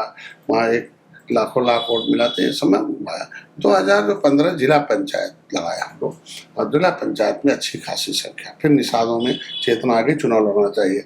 प्रधान बीडीसी बनना शुरू हो गया, मनोबल बढ़ गया। विजय मिश्रा 2017 में हम हार तो गए, लेकिन विधानसभा में एक मेरा खुद का विधायक पहुंचा और ऑफिस में गया। हमने कहा अरे यार, अब तो मेरा ये विधानसभा का गेट वोटर के पास है। तो मैंने अपने लोगों से कहा कि अगर यहाँ आना तो वोटर के पास जाना है। तो आया उसमें। तो 2017 में हमें बुलाया गया समझौते के लिए। आपको हमारे मित्र थे तो मैंने वो सीटें, मैं कभी भी किसी से कुछ मांगता हूँ तो देने वाले को दर्द न हो। तो मैंने हारी हुई सीटें मांगी जो कभी भी न हो। उस समय सपा में बुलवाया, टीवी पर चलवा दिया कि हम सपा और 7 पार्टी 30 पार्टी के साथ लड़ेंगे। सारे प्रत्याशी मजबूत वाले भाग गए, सीट मिली नहीं और उन्होंने किया भी नहीं। लेकिन फिर लड़े हम 70 सीट पर, हम और सपा बसपा कांग्रेस सब खत्म हो गई। लोग कह रहे हैं कि हाथी और पंजा साफ हो गई और साइकिल हाफ हो गई और भाजपा सत्ता में आ गई। फिर भाजपा हम लोग साथ रही 1 साल, पीछे पड़ी रही, आई बहुत कुछ है, ये हुआ। 2018 में जब चुनाव लड़ा तो आया कि सपा 3-4 महीने पीछे पड़ी कि नहीं आइए हम मिलकर लड़ते, गलती हो गई। गोरखपुर हमने कहा मेरे हिसाब से चुनाव लड़ना हो, चुनाव 2018 का उपचुनाव गोरखपुर जी से मुख्यमंत्री हो गए तो हम कहना कैसे। हमने कहा जो मैं कहूँगा अगर सही रहेगा तो लागू करिए। मैं कांसीराम पे एग्जीक्यूटिव दे रहा हूँ। वो 22 प्रकार का चुनाव लड़के जीतने का उन्होंने हमें टेक्निकल आदमी है। तो हर इलेक्शन अलग अलग ट्रेंड पर लड़ा जाता है। अब ये उपचुनाव आपका दूसरे ट्रेंड पर लड़ा जाएगा। तो मैंने वहाँ, लेकिन लड़ाई मुश्किल थी, आपको भी लगा होगा। अब मुझे लगता है सबको लग रहा पहले था। दिन बता दिया योगी जी की सिटिंग सीट, योगी जी मैंने मुख्यमंत्री, पहले बता दिया था कि आधा यादव भी जनसंघी है, निषाद तो जनसंघी है ही है, सारे जनसंघी हैं। वहाँ हमें एक नेता हमने कहा, इतना ही कहा कि भाई एक तो बसपा को साथ लेना पड़ेगा। वहाँ बसपा कैडर है जो वोट डलवा देती है, आपके लोग साथ रहते हैं लेकिन वोट नहीं डलवा पाते हैं। और मुसलमान के अंदर एक निष्क्रियता है कि हम जो है क्या नाम है, जीतेंगे नहीं तो क्या वोट डालेंगे। दूसरा, जैसे दाढ़ी वाले आपके मंच पर आ जाते हैं, सब हिंदू बन जाते हैं। तो हमने कहा 2 चीजें हैं कि एक तो दाढ़ी वाला ने आए मंच पर, आप कह दीजिए वोट डलवाएं। दूसरा, बहुजन समाज पार्टी लाना है। और तीसरा, मैंने उनसे कहा कि हम एक सही बात बताएंगे कि भाई हम कोई चुनाव नहीं लड़ रहे हैं, हम केवल परिवर्तन हो रहा कि पहले एक गुरु गोरक्षनाथ के पीठाधीश्वर थे यहाँ सांसद, बस मैं दूसरा एक उनके गुरु मछेंद्र नाथ हैं, उनका वंशज प्रवीण निषाद लड़ रहा है। इसलिए मैं मंदिर में गया भी, चुनाव दाखिल होने से पहले भी जीत गया था। तो लोगों अच्छा, जीतने के पहले टिकट जब मिला तो नामांकन के समय भी आप गोरखनाथ मंदिर गए थे। भाई हमारा मछेंद्र नाथ है, ये गोरक्षनाथ सब हम लोग के पूजनीय वो पीठ है। वो धन्यवाद इसीलिए देता हूँ कि कम से कम मछेंद्र नाथ की उस धरती को, गुरु नाथ को उसको संजोए हैं, हमारा इतिहास उन्होंने कायम रखा वहाँ से। तो मैंने नाथ संप्रदाय पर किताब लिखा पूरी 80 पेज की, पूरा घर घर बंटवाया लोगों को। तो कई लोग तो उसको क्षत्रिय पीठ कहते हैं कि क्षत्रिय। अब भाई देखिए, कुछ भी कोई कह सकता है, लेकिन जहाँ नाथ संप्रदाय आ जाता है, कालू बाबा धीवर परिवार से आए थे, वैदिक ब्राह्मणी धर्म में लिखा है कि वो वेस्ट बंगाल से चल के आए थे, फिर यहाँ आए, क्या नाम है, पशुपतिनाथ, फिर आए यहाँ और यहाँ आए, और आज भी मूर्ति है वहाँ। मुझे भले छोटी, मैं तो यही उम्मीद रखूंगा कि जिस तरह से गुरु गोरक्षनाथ का है, उन्हीं के गुरु है तो उनके जगह पर मछेंद्रनाथ के इतना तो है, किताब कापी मूर्ति काफी इतिहास है मछेंद्रनाथ जी का, तो काफी इतिहास तो ये चीज, तो इसलिए हम लोगों ने उसको जीता, ऐतिहासिक पलड़ा। और उसे हम लोग जीतने के नाते Sapa, Baspa, Nishad Party, Peace Party चारों का रहा। लेकिन राजनीतिक रूप से जो वादे होते हैं जल्दी लोग देखते हैं। अपने मरना ठीक, दूसरे को बढ़ने मत देना, भले अपने मर जाना। तो 2001 साल तो पीछे पड़ी रही भाजपा, हम नहीं गए। लेकिन लास्ट में जाते जाते इन लोगों ने, उन्होंने घोषणा नहीं की, अब हमारी बात छोड़ दीजिए, 2 नौजवान गोरखपुर, फूलपुर, कैराना, नूरपुर, चारों सीट हम लोगों ने ऐतिहासिक रूप से जीत दिए, मतलब उससे उपचुनाव, चारों सरकार होते हुए चारों हार गए। तब इन लोगों ने क्या हुआ कि अब 2019 में 2 नौजवान, बस ठीक है, प्रवीण जी हम पार्टी के लोग हैं, हो सकता है आपके साथ पैरल होगा, वो बेचारा जो नागेंद्र पटेल था फूलपुर से, उसका क्या दोष था, उसको क्यों भाई, जो एक मुख्यमंत्री की सीट को हराया हो, अवसर मिलना चाहिए ना नौजवान को।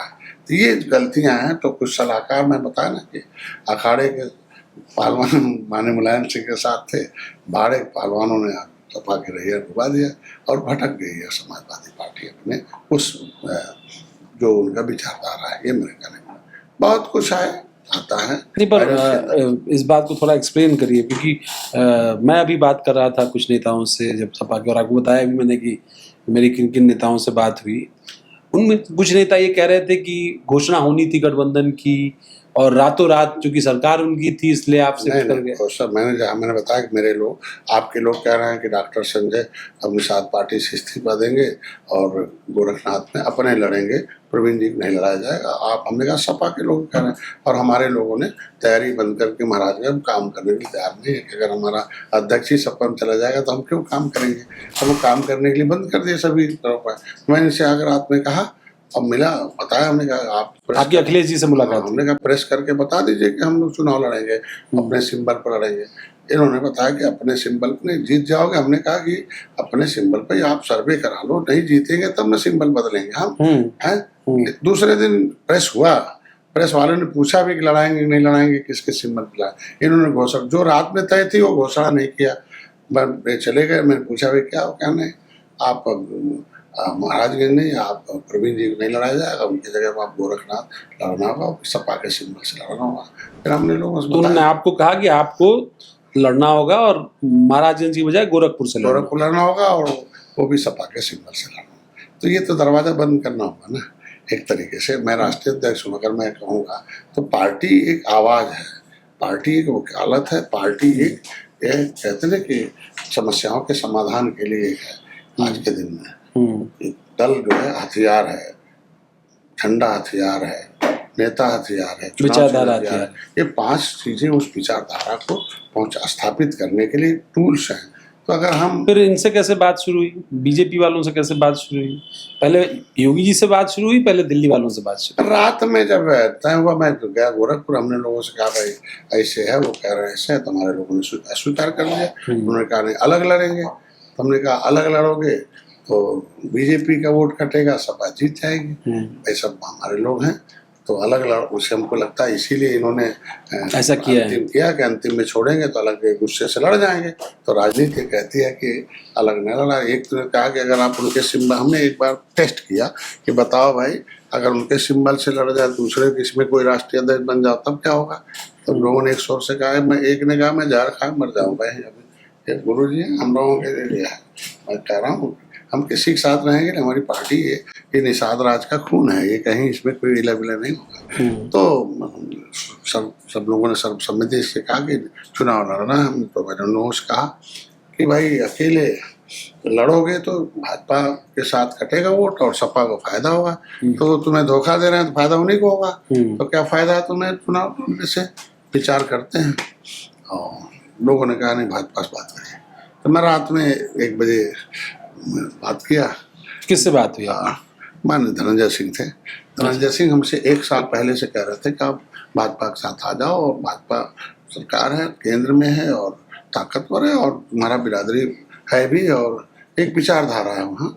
तो वो मेरे साथ थे, उन्होंने रात में बात की। तो फ़ोन उठा लिया, 2 बजे की बात है, 2 बजे फ़ोन उठा लिया।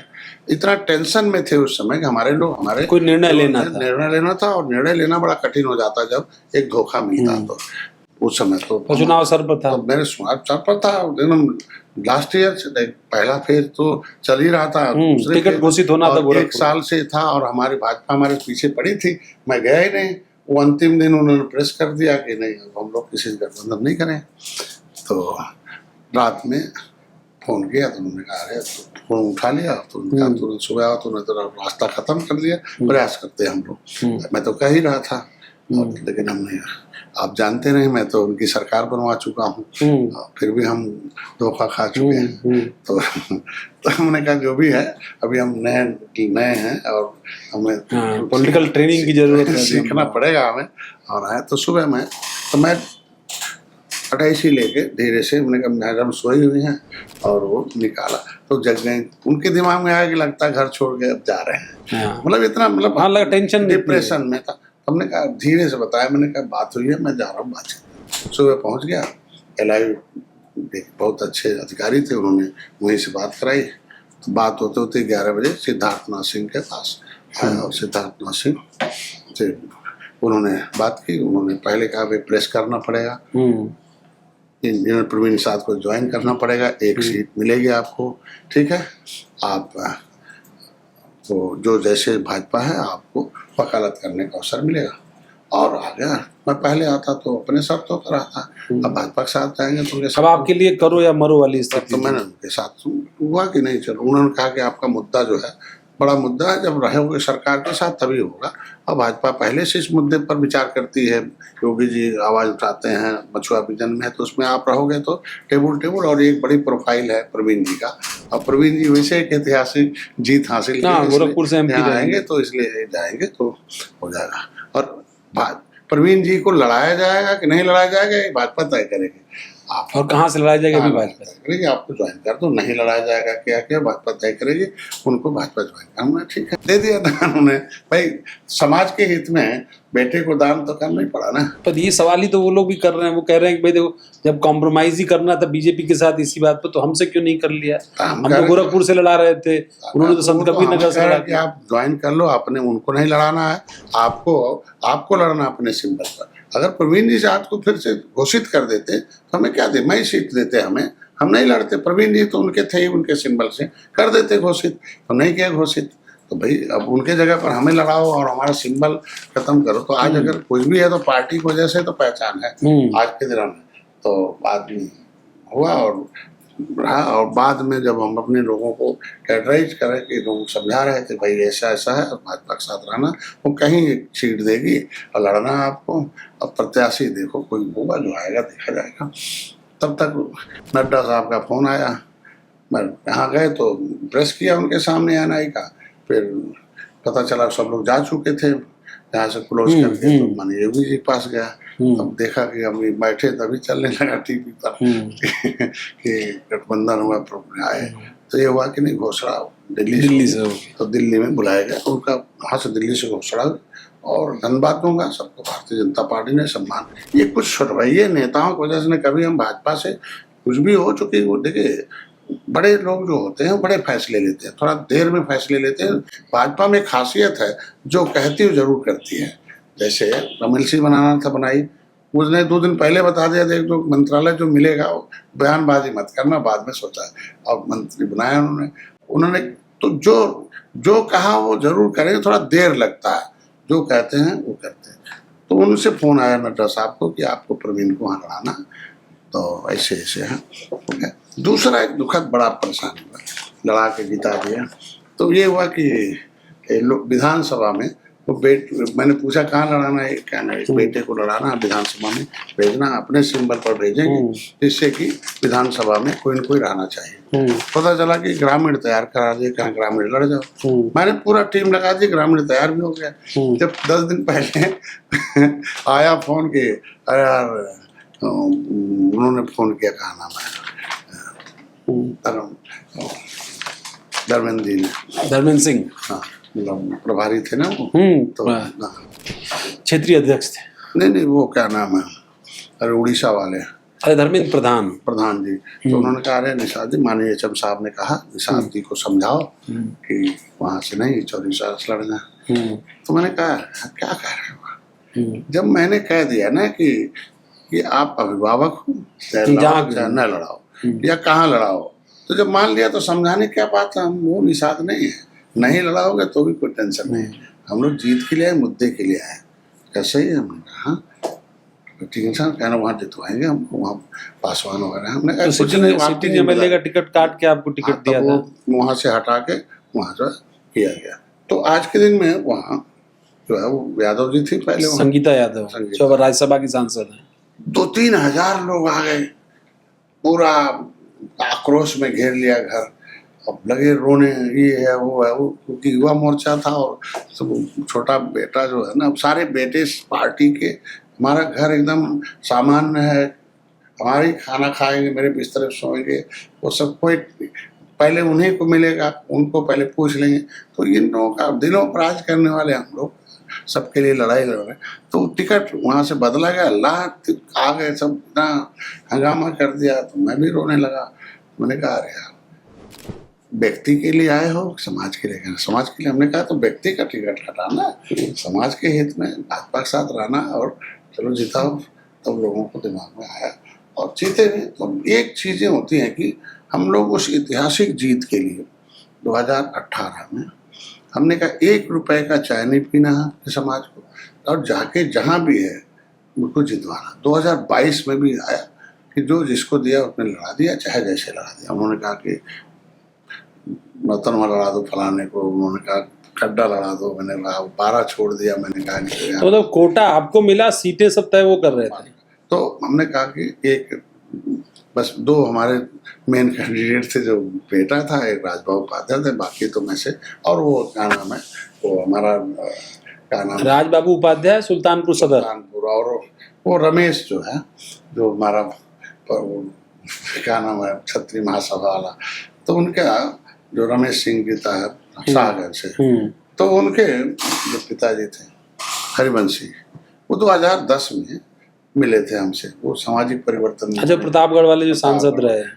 तो उन्होंने कहा अरे यार, ये तो त्रेता का कर्जा है निषादों पर, भगवान राम ने बिना कुछ मल्लाही को उतार दिया है, ये तो निषादों को एक होना चाहिए, थल क्षत्रिय और जल क्षत्रियों का। तो उन्होंने बड़ा मतलब सम्मान दिया।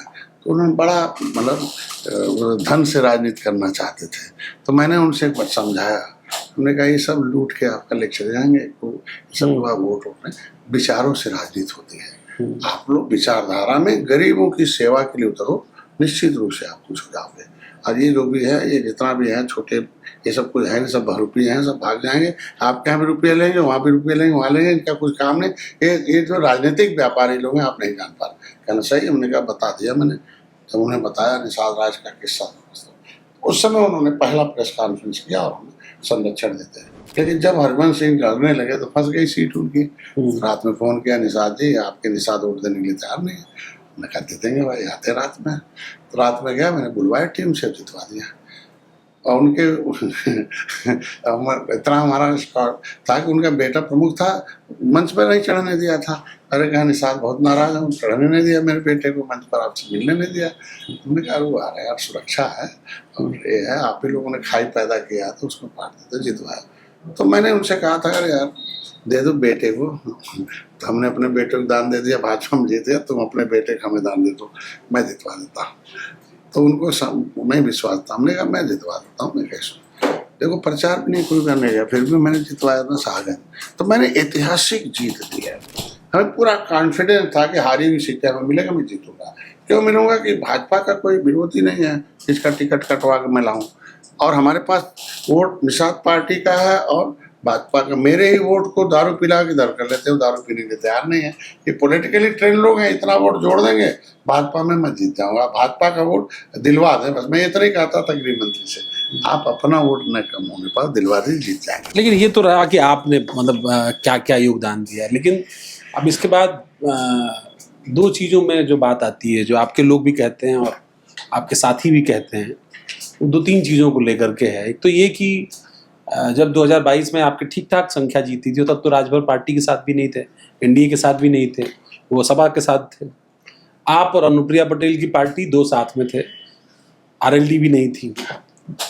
लेकिन ये अलायंस में बाद में आया, यानी लोकसभा चुनाव से पहले अलायंस में राजभर जी भी आए और आरएलडी भी आई। आरएलडी को केंद्र में भी मंत्री पद मिला, आपसे विधायक कम है उनके, और राज्य में भी उनको कैबिनेट मंत्री का एक पद मिला। राजभर जी को कैबिनेट मंत्री बनाया गया और प्लस उनको, उनके बेटे को भी सीट दी गई उनके सिंबल पर लड़ने के लिए। वहां भी दबाव बनाया था, पर आपके बेटे को बीजेपी के सिंबल पर लड़ने को कहा गया संत कबीर नगर से 24 में, उसके अलावा कोई सीट आपको दी नहीं गई। और 22 में जो मंत्रालय दिया गया वो आपको भी बताने में, चूंकि वो आपके सामाजिक प्राइड से जुड़ा हुआ है तो आप उसको अपमानित तो नहीं समझेंगे, लेकिन आपके पास वो बजट तो नहीं है कि आप अपने कार्यकर्ताओं, अपने साथ के लोगों, या जो आप कुछ सृजनात्मक कर पाए। ये लोग बार बार कहते हैं, आपके साथी, आपके सहयोगी, आपके विचार के मानने वाले और आपको प्रेम करने वाले लोग भी। इसको क्या सोचते हैं आप? इसको देखो, राजनीति में जो मर्यादित होता, सीधा होता, सीधा ही पेड़ पहले कटता ना, टेढ़ा कौन काटता, सीधा ही को झुकाया जाता ना। आज के दिन में हम लोग तो झुकने वाले भाई, देखो हम लोग मर्यादित रहने वाले, क्या मर्यादित रहने वाले नहीं।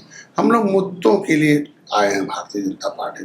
हम लोग रियल में जो सामाजिक न्याय लड़ाई लड़ने के लिए कि वो मोदी ही करेंगे, मोदी है तो मुमकिन है, और इस विश्वास के साथ उनके साथ है। हम विचारधारा पर आधारित हम लोग राजनीति करते हैं। तो जो विचारधारा भगवान राम और निषाद राज की, जो जिस मेरे जीवन की कल्पना की, सम्मान सबसे बड़ा चीज़ है। तो जो किले पर मैंने किला बनवा दिया, मेला लगा दिया, उद्घाटन करा दिया, तो सम्मान हो गया। अब सुरक्षित निषाद भी सुरक्षित हो गया। अब समृद्धि से संबंधित बात आती है तो तीसरे नंबर का अब आएगा भी, चूंकि अभी शिक्षा नहीं है। तो मैंने मछुआ कल्याण कोष किया था, तो भाजपा को भाई उपेक्षित करेगी भाजपा तो नुकसान है भाई, और सम्मान देगी तो भाजपा को ज़्यादा फायदा है। तो ये उपेक्षित रखना भी भाजपा के लिए एक मैसेज खराब है। आप राजभर को बड़ा भाई कहते हैं, पर आप वो सीख नहीं पाते बार्गेनिंग पावर जो राजभर जी में?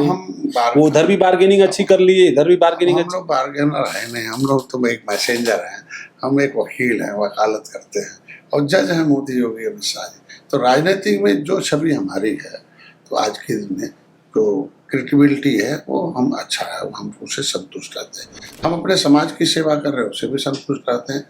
लेकिन कुछ जो बजट होने चाहिए, प्राथमिकता होनी चाहिए निषादों को, वो नहीं मिली। लेकिन जितना है उतने में हमने आज के दिन उत्पादन क्षमता बढ़ाया और खिताब लिया, और नीचे धीरे धीरे कर रहे हैं। नहीं, पर ये बात तो ठीक है, लेकिन अब आप ये मुझे बताइए कि, और आप सम्मान की बात कर रहे हैं, विचारधारा की बात कर रहे हैं, पर जयप्रकाश निषाद जो गोरखपुर में कह रहे हैं वो क्या है? वो कहते हैं कि यार ये आदमी अपने आप को गॉड फादर ऑफ फिशरमैन कहता है, ये क्या तुम्हारा बाप है? ये आपने भी भाषण सुना होगा, आपको भी पता चला होगा। आजकल तो सोशल मीडिया का जमाना है। ये तो भाजपा को तय करना है कि अगर मेरे गाली देने से उन्हें बड़ा कुछ मिल जाता तो मैं तो धन्यवाद दूंगा। जिससे पहले भी वो समाज को कुछ उल्टा कर, जब जमुना निषाद जेल में थे तो उनके बदले हम लोग सब आंदोलन करते थे बसपा खिलाफ, कि वहाँ मंत्री ली, लेकिन एक माला कोई नहीं पहनाया होगा आज के दिन में। जब मैं गोरखपुर जो सीट जीती चुनाव योगी की, तो तमाम निषादों की लॉटरी खुल गई, ये सीधे चले गए ऊपर, और 2 और निगम के चेयरमैन हो गए फेडरेशन में। तो ये तो उल्टा कुल इनाम तो मिलता ही है राजनीति में। तो हमारे अगर गाली देने से बड़े हो जाते हैं तो अच्छी बात है, हम तो कहेंगे, और गाली दे बड़े हो जाए बेचारे, हमको गाली देने। लेकिन ये अमर्यादित टिप्पणी, ये समाज में गलत मैसेज है, और इससे लगता है कि निषाद अगर है तो कभी निषाद राज का विरोध नहीं कर सकता। हम पॉलिटिकल गॉडफादर ऑफ फिशरमैन की उपाधि ये दक्षिणी भारत में पांडिचेरी में और वर्ल्ड फिशरीज डे पर लोगों ने सम्मानित किया था। मैं तो, हम ऐसे स्वयंभू ये लोग हैं, कोई कहता कि हम सब वो कहेंगे हम मल्लाह के नेता, वो कहेंगे केवट के नेता, हम कहें सब निषाद राज के वंशज हैं। तो दोनों में बड़ा अंतर है ना, कि तोड़ फोड़ के, और हम लोग एक टिकट देने वाले हैं, हम समाज का हिस्सा लड़ाई लड़ने वाले हैं, हम पूरे देश को जगाने वाले हैं, हम एक मार्गदर्शक हैं, हम मार्गदर्शक हैं। अब वो जिसको उस डायरेक्टर है, हम हमारे उस टीम में जो आएगा वो सीधे हीरो हो जाएगा। जैसे अब आए पीयूष रंजन आए, जीत के विधायक हैं, भाजपा हार गए थे, नहीं देती थी, हमने सीट वापस करके 12 में उन्हें लड़ाया। विनोद बिंद थे, 10 साल से घूमते रहे सपा में, बहुत कुछ पैसा खर्च किया, मैंने उन्हें विधायक बनाया, सहयोग भी किया, सांसद भी। तो हम एक मार्गदर्शक हैं, इस मार्ग पर चलकर संवैधानिक सुरक्षा लें। हम ये चाहते हैं समाज का जो आरक्षण हो जाता तो 80 सीट अनुसूचित जाति की सूची में सूचीबद्ध है, उसमें लगभग 70-70 सीट निषाद बाउल है। 20 सीटें लोकसभा की अनुसूचित जाति की है, जिसमें रामचरित्र निषाद अगर मछली शहर से लड़कर दिल्ली के निषाद अनुसूचित लड़ सकते हैं, उत्तर प्रदेश के निषाद क्यों नहीं लड़ सकते? सोचने वाला ही विषय है।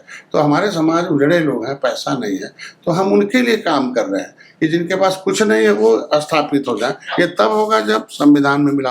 अब उनके लिए शिक्षा चाहिए, पैसा नहीं है, तो शिक्षा के लिए पैसा चाहिए, तो जब अनुसूचित में जारी हो जाएगा, पिछड़ी से नाम खारिज हो जाएगा, तो इनके लोगों को शिक्षा आसानी से मिल जाएगी, विकास की पर आपको बुरा लगा ये स्टेटमेंट? आपने प्रेस कॉन्फ्रेंस की कहा कि बीजेपी को अगर हमारा साथ पसंद नहीं है तो छोड़ दें। ये हमारे लोगों को बुरा लगा, और वो जब ऑडियो दिखाया हमें कि ऐसे ही आप सब बोल रहे हैं कि जय निषाद राज बोलोगे तो खैर नहीं है, तो जय निषाद राज तो मोदी बोल रहे हैं, योगी बोल रहे हैं, तो इसके मतलब या मोदी गलत हो या तो गलत।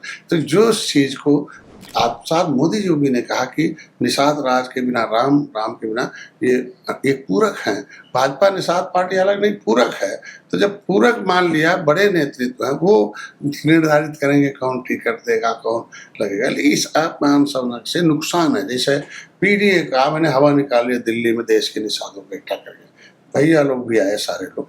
आज एक मैसेज चला गया कि नहीं, असली पीड़ित दुखी अपमानित एनडीए के साथ है। अब उसी बीच में कोई आदमी ये जो सामाजिक हवा निकालने लगे तो क्या मैसेज है? तो मतलब वो सपा का काम कर रहा है। तो सपा जो भाई वो सब क्या कहते हैं, इम्पोर्टेड लोग हैं, उनको तो जब इधर होगा तो उधर, उधर होगा तो इधर, तो इम्पोर्टेड लोगों को क्या ठीक है? तो मैंने अपने भारतीय मित्र होने के नाते अपने अलायंस को तो बोलना पड़ेगा ना, सतर्क हो जाइए लोगों से, अपमानित कराएंगे तो नुकसान हो जाएगा। तो अपमान तो देखो जो बड़ा होता है। पर लोग कहते हैं फिर जब आपकी आरती का वीडियो वायरल होता है तो फिर यही सारे लोग सवाल उठाते हैं, बताइए अपनी पूजा करा रहे हैं तो विरोध तो होगा ना। निषाद पार्टी खड़ी बड़ी हो रही तो विरोध होगा। डॉक्टर संजय खड़े बड़े हो रहे हैं, जंगल से निकल के यहाँ पॉलिटिकल टीचर हो गए हैं तो बड़े होंगे ना। एक ही स्कूल है भाई, कोई उसी में से विभीषण होता है, कोई चोर होता है, कोई जज होता है, कोई सिपाही होता है, एक ही स्कूल है ना। तो जिसको जैसा पढ़ाई होगा, संगत होगा, वैसा करेगा। हमारे संगत मोदी योगी से, अमित शाह जी से बड़े लोग हैं, तो समाज को बड़ा बना रहे हैं। अब उनकी किसकी संगत किसके पास है, वो उसके हिसाब से बोलता है। पर इस पर आपका क्या टेक है? मतलब दो बातें और, कि अगर सपोज आपका कार्यकर्ता आपकी आरती करता है, आपके लिए कोई गाना गाता है, कोई गान करता है, कई बार राजनीति में इसको दूसरे तौर पर भी लिया जाता है, क्योंकि बहुत सारे कार्यकर्ताओं, किसी को देखा, किसी बड़े नेता कोई चप्पल उठा रहा है, कोई जूता उठा रहा है, तो उसको दूसरे तरीके से उसकी आलोचना की जाती है। आप इसको कैसे सकारात्मक तौर पर लेते हैं? आप ये कहते हम तो पहले उसका है कि भाई बुद्ध नहीं, बुद्ध की बात, अंबेडकर को नहीं, अंबेडकर की बात, डॉक्टर संजय को मत हमारी बात मानो कि संविधान में क्या है, कॉन्स्टिट्यूशनल क्राइटेरिया लिखा। लेकिन अब वो चूंकि भारत आस्थावान देश है, वो कहते हैं साहब हमको अंधेरे से उजाले में लाए हैं, हम तो कुछ जानते ही नहीं थे किस वंशज के, हमें तो केवटा मल्लावा कहा जाता था। आपने तो किताब 14 ठो लिख दिया, निषाद राज किला दिखा दिया, खून की पहचान दिया, जगा दिया। हम आज को कोई गुरु तो गुरु है, तो अब वो राजनीतिक गुरु के रूप में अगर हमें करता तो वो उसकी भावना है, और उस भावना को ये लोग गलत समझे तो अलग मैटर है। ये तमाम नेता जितने हैं, राजनीति में एक बीमारी है कि राजनीति एक दुकानदारी है। अब इनकी दुकानें सबकी बंद हो रही हैं, अब कोई पूछने ही नहीं जा रहा है। एक तो प्रधान नहीं जीत पा रहे हैं, तो अपने नहीं जीत पा रहे हैं, अपने टिकट के लाले पड़े हुए हैं। यहाँ हम दर्जनों टिकट दे रहे हैं लोगों को, हारी हुई सीट जिता रहे हैं। तो एक ऐतिहासिक है। मोदी जी इसलिए पसंद करते हैं ना कि हम उनके विचारधारा चलने वाले हैं, हम उनका सम्मान बढ़ाने वाले हैं। हम जब आए थे तो 3.5 लाख वोट से में जितवाया था रवि किशन को, ये 2.5 लाख वोट कैसे घट गया? आखिर यही इम्पोर्टेड लोग हैं ना जो वहाँ लोकल राजनीति करते हैं। जब आप कुंभ करके कहेंगे अरे यार आरक्षण नहीं तो नहीं, ये अपने मन से बुलवाएंगे, भाजपा का पैसा खर्च कराएंगे। हम तो कह रहे हैं मोदी योगी आरक्षण देंगे, समय पर देंगे, पहल कर रहे हैं। ये लोग एक तरफ करेंगे तो ये क्या है? तो आप क्या कह रहे हैं, मतलब ये 24 का जो परिणाम आया है ये अलार्मिंग है? कुछ गलतियां हुई हैं जो नहीं होनी चाहिए? निश्चित रूप से सुधार होना चाहिए। हर एक नेताओं को थोड़ा सा कंट्रोल में रखना होगा। हम अपने कार्यकर्ताओं को बैठक करके बता देता हूं कि कोई भी शब्द अपने अलायंस के खिलाफ नहीं बोलना है, तुम्हें अपने कार्य करने, सराहना करना है। 9 साल बेमिसाल मोदी का कहते को जयंती, चाहे योगी जी का भी हो, सारे लोग वह प्रेम से प्रचार करते हैं। भारतीय जनता पार्टी ने जो योजनाएं लागू की, मंत्रालय का, केंद्र का, प्रधानमंत्री मत्स्य संपदा, निषाद राजपोर्ट, किसान क्रेडिट कार्ड फ्री का भी मायने, नेशनल फिशरी डिजिटल प्लेटफॉर्म है, मुख्यमंत्री संपदा योजना है, मछुआ कल्याण कोष है, स्वास्थ्य रोजगार के लिए है, हेरेटर है, माता सुकेता है, निषाद, ये योजनाओं का प्रचार हमारे लोग कर रहे हैं, लाभ ले रहे हैं। ये लोग नहीं, पर ये जो इम्पोर्टेंट नेता है कभी अपने मुंह से नहीं कहते साहब योगी जी ने इतना किया। भाई मुख्यमंत्री अगुआ हम मार्गदर्शक हैं, तो कुछ भी योजना बनेगी, भले हम मंत्री हैं, लेकिन सरकार का ही हुआ ना, और सरकार में रहकर ये नहीं कहेंगे। अब बोलिए भाई माफिया कब्जा कर रहे थे 200 किलोमीटर पूरे साल, 100 साल से, इदरीस और इरफान वही निषादों को बंदूक दिखा के सारे लूट लेते थे मछली, और हमने उसे समितियां बना के 55 किलोमीटर गरीबों को अवसर दे दिया और बांध दिया कि 4000 रुपया प्रति किलोमीटर के हिसाब से इनको पट्टे दिए जाए। लेकिन अब ये हल्ला करेंगे जाके, नहीं डॉक्टर साहब नदी बेच रहे हैं, तो हाईकोर्ट और 1963 से हो रहा है। नहीं, पर बीजेपी ऐसे नेताओं को फिर बाहर क्यों नहीं करती, या उनके खिलाफ एक्शन क्यों नहीं लेती, या उनको मना क्यों नहीं करती? अब आशीष पटेल का बयान आपने सुना ही रहा होगा। जैसे मोदी और अमित शाह के पास इतना टाइम नहीं है कि ऐसे जो छोटे भैया जो डूबा रहे नैया कि उनकी बात वहाँ जाए, इसीलिए मैसेज आ दिया। मैं धन्यवाद दूंगा, प्रदेश अध्यक्ष ने तुरंत फोन किया, क्या मामला, दुश्मन मन छोटा मत करिए और धैर्य रखिए, मैं ऐसे लोगों के ऊपर कार्रवाई करूँगा, कार्रवाई कराया जाएगा। तो ये चीज़ें हैं तो है ना, आखिर संज्ञान में नहीं डाला जाएगा तो करना पड़ेगा। मंत्रालय को लेकर के मन में है टीस कि बाकी जो आपके तुलनात्मक तौर पर जिनके नंबर्स कम हैं या लगभग बराबर हैं, आप मदद नहीं कर पा रहे हैं अपने लोगों की या समाज की, जो मंत्रालय आपके पास इसमें बदलाव होना चाहिए था। देखिए इसमें न्याय के पायदान पर, क्योंकि आप सामाजिक न्याय की लड़ाई, इस विभाग में प्राथमिकता निषादों को होनी चाहिए। जो भी योजनाएं आए वो भी कुछ अधिकारियों को जैसे लटकाए 3 साल हो गया, नहीं तो एक अलग माहौल होता। अब जो भी योजनाएं आएंगी उसमें दूसरी बिरादरी पाएगी, तो एक दूसरा भाई जरूरतमंद निषाद है, पता चला इसके बाद पैसा नहीं है, केसीसी नहीं बनवा, तो ये चीज़ें मंत्रालय हमें नहीं, हमारे समाज का जो सामाजिक मुद्दा है, जो सामाजिक न्याय चाहिए, तो सामाजिक न्याय तभी होगा जब हम संविधान से सुरक्षित होंगे। संविधान में जो हमारा 23% बजट, हम सही जगह जाएंगे, हम गलत जगह हमें खड़ा कर दिया गया ओबीसी में, हम लटकू राम हो गए। दिल्ली ने कह दिया अनुसूचित है, राष्ट्रपति ने, राज्यपाल ने भी कह दिया अनुसूचित है, और नाम पिछड़े में पड़ा हुआ है, तो ये पिछड़ी से नाम खारिज हो, अनुसूचित का प्रमाण पत्र जारी हो, ये हमारा एक ही चीज़ है। चाहे मंत्रालय रहे, बल्कि जो दिए वो भी ले लें, मैं खुश रहूँगा, दूसरे को दे दें, किसी निषाद नेता जो भाजपा में है आराम से चलें। हम लोग तो जनता के दिलों की आवाज़ है, हम केवल उनकी एक पहचान है, हम केवल उनके इस सामाजिक मुद्दे के हल के लिए कि इतना दर्द है, झोपड़ी में रहते हैं, खाने को नहीं है, इलाज के लिए, मैं डॉक्टर था, हम इलाज में 90% निषाद आते थे, किराया भाड़ा नहीं रहता था, बड़े लोगों से पैसा लेते थे, उनको हम फ्री में इलाज करते थे। तो ऐसे दर्द ने हमें यहाँ भेजा है कि उस दर्द की दवाई वही है जो दलितों का दर्द था, जब आरक्षण मिल गया तो दर्द दूर हो गया।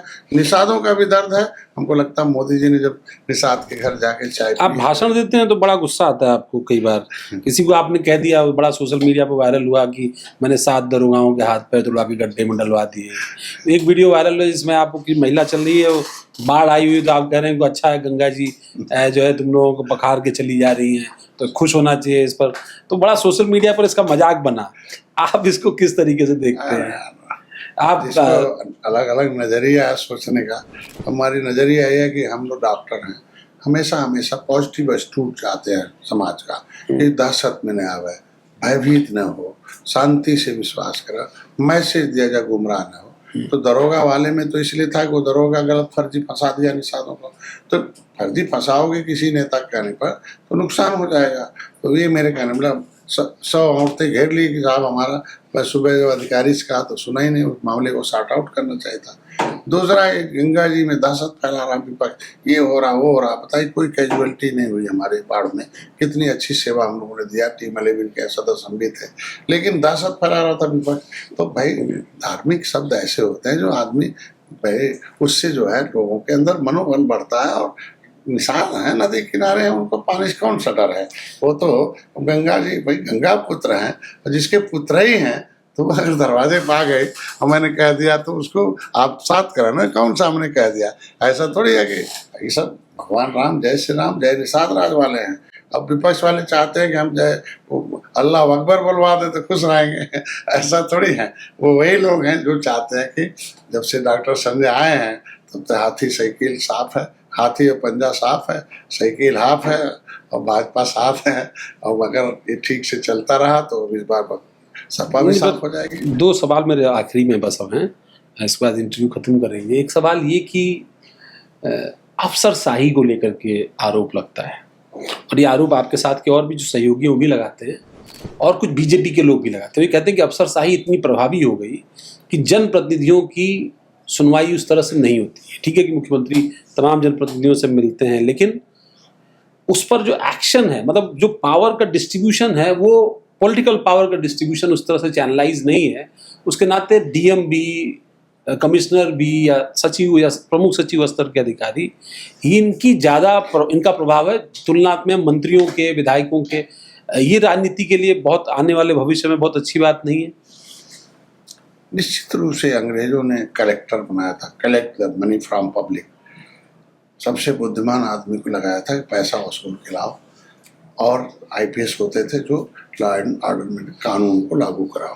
मतलब गजट और बजट 2 शब्द है पॉलिटिक्स में, कि गजट कानून बनाओ और बजट से लोगों को, अधिनियम से देश चलता है। जो अधिकारी नियम बताए, इस नियम से अधिकार मिलेंगे, तुम्हारे ये अधिकार है, ये नियम है, अधिकारी दिलाएगा, सेवक है। तो जब जनता के पैसे से आप सर्विस में हो, जनता के सेवक के रूप में हो, बुद्धिमान आदमी हो, और जनप्रतिनिधि, जनता एक एक जनता बात करे, और जनप्रतिनिधि मतलब जनता का प्रतिनिधि है। अब जनता का जब प्रतिनिधि है तो वो बोलेगा तो जनता की आवाज़ बोलेगा। तो ऐसे अधिकारी कुछ हैं जो उनकी आत्मा प्रेरित है पिछली सरकारों से, क्योंकि अधिकारी को तो गैर राजनीतिक होना चाहिए, है भी, क्योंकि नियमावली में सर्विस में है। लेकिन पर आपने बीजेपी लीडरशिप को ये नहीं बताया कि कुछ अधिकारी हैं जो हमारे संबंध भी खराब कर, भी हटाए भी जाते हैं। मैं तो धन्यवाद दूंगा योगी जी को, कोई जांच कराते हैं, पाए गए तो हटा देते हैं। तो ये जो अंदर से हाथी साइकिल वाले हैं, ऊपर से कमल उड़े। आपको तो कार्यक्रम में नहीं बुलाते। कई बार बुलाया तो बताया कि साहब ये तो दस्ते हैं आस्तीन के सांप के रूप में, ऐसा कलम चलाते हैं या ऐसा करते हैं जिससे निषाद ना लोग। पर आपको नाराज करने के लिए तो कार्यक्रमों में नहीं बुलाते, कई बार राष्ट्रपति के कार्यक्रम में नहीं बुलाते, कभी कहीं प्रोटोकॉल भूल जाते हैं, कभी मुख्यमंत्री के कार्यक्रम में आप गोरखपुर में मौजूद होते हो, कई बार नहीं बुलाते। तो यही है ना, तो मैंने नहीं, अब तो सही हो गया। उन्होंने कुछ, जैसा हमारे यहाँ जो कर्मचारी हैं, क्या नाम है, जो सचिवालय में, वो सब वही हैं जब कभी किसी मंत्री के यहाँ नहीं रहे हैं, तो वो भी अभी ट्रेनिंग ले रहे हैं। पता चला कि आ जाएगा, वो कम्युनिकेट नहीं करते हैं। कुछ अधिकारी हैं 3 साल चिन्हित करके अगली उनके हटाया जाना चाहिए, जो समाज की मंशा की, जनता की मंशा, सरकार की मंशा को काम करें, उनको लाया जाए। एनडीए को लेकर के एक आखिरी सवाल है। एनडीए की बैठकें उत्तर प्रदेश में नहीं होती, ये आप भी जानते हैं। दिल्ली की बैठकों से भी उत्तर प्रदेश के जो खासतौर पर ये नेता हैं, 2-3 आप, राजभर जी, और बाकी तो आरएलडी और अपना दल को तो बुलाया जाता है, पर आप दोनों को वहाँ नहीं बुलाया जाता। आपकी संख्या भी ठीक ठाक है, राज्यसभा में बड़े महत्वपूर्ण था आपका वोट। आपको दर्द होता है कि यूपी में समन्वय बैठक हो या दिल्ली में हो? पहले ये बात हुई थी गठबंधन के समय की ऐसी बैठकें और ऐसी चर्चा थी। पहले तो दिल्ली में सबको बुलाया जाता था, अभी 1-2 बार से देखा गया कि हमको लगता है जो केंद्र में है उन्हीं को रखा जाता। अब जो केंद्र में नहीं, हम नहीं है, राजभर भाई नहीं है, तो इसके वजह से हमको लगता है कि वो केंद्रीय बैठक के रूप में देखा जाता है जब दूसरे राज्यों का। लेकिन अभी नहीं कहा जा सकता। राष्ट्रपति के उपचुनाव में उन्होंने तुरंत मैसेज किया, फोन किया कि नहीं, आपका जो भी दल होने नाते सहमति है, आप बताओ। हमने कहा भाई मैं धन्यवाद देता हूँ। तो हमको लगता है कि भले हमारे लोगों का वहाँ सांसद नहीं है, लेकिन हम लोकसभा में भी आपके साथ हैं, तो बैठक में बुलाया जाना चाहिए। ये मतलब और उत्तर प्रदेश में अच्छा है, और राज्य स्तर पर भी एक समन्वय बैठक होना चाहिए और एक समन्वयक होना चाहिए, क्योंकि पहले सिद्धार्थनाथ सिंह थे हमारे साथ, तो वो हमारी आवाज़ को पहुंचाते थे, या जो भी दुख दर्द है या जो भी, हम लोग तो कोई लालच है नहीं, मैसेज समाज का संदेश है। हम चाहते हैं कि जो दर्द है, दर्द की दवाई मोदी योगी अमित शाह जी हैं, तो दर्द पहुंचाते रहें, कम से कम उनको ध्यान रहे कि ये दर्द की दवाई हो जाएगा। तो जो भी कुछ होता पहुंचा। अब वो बेचारे मेन स्ट्रीम से नहीं हैं, तो खुद ही मेन स्ट्रीम में नहीं है, तो अब कोई न कोई एक कम्युनिकेटर रखना चाहिए भारतीय जनता पार्टी को, जिससे कि ये जो छोटी छोटी समस्या आ जाती है, माइक पर आप पूछ लेते हो तो जवाब देना पड़ता है, कोई बोले तो जवाब देना ही पड़े, नहीं जवाब देंगे तो कहेंगे कि लगता कुछ और है, और है, छोटा है, बोल देते हैं, दर्द खत्म हो गया, जनता जान गई कि भाई हमारी आवाज़ है बापू।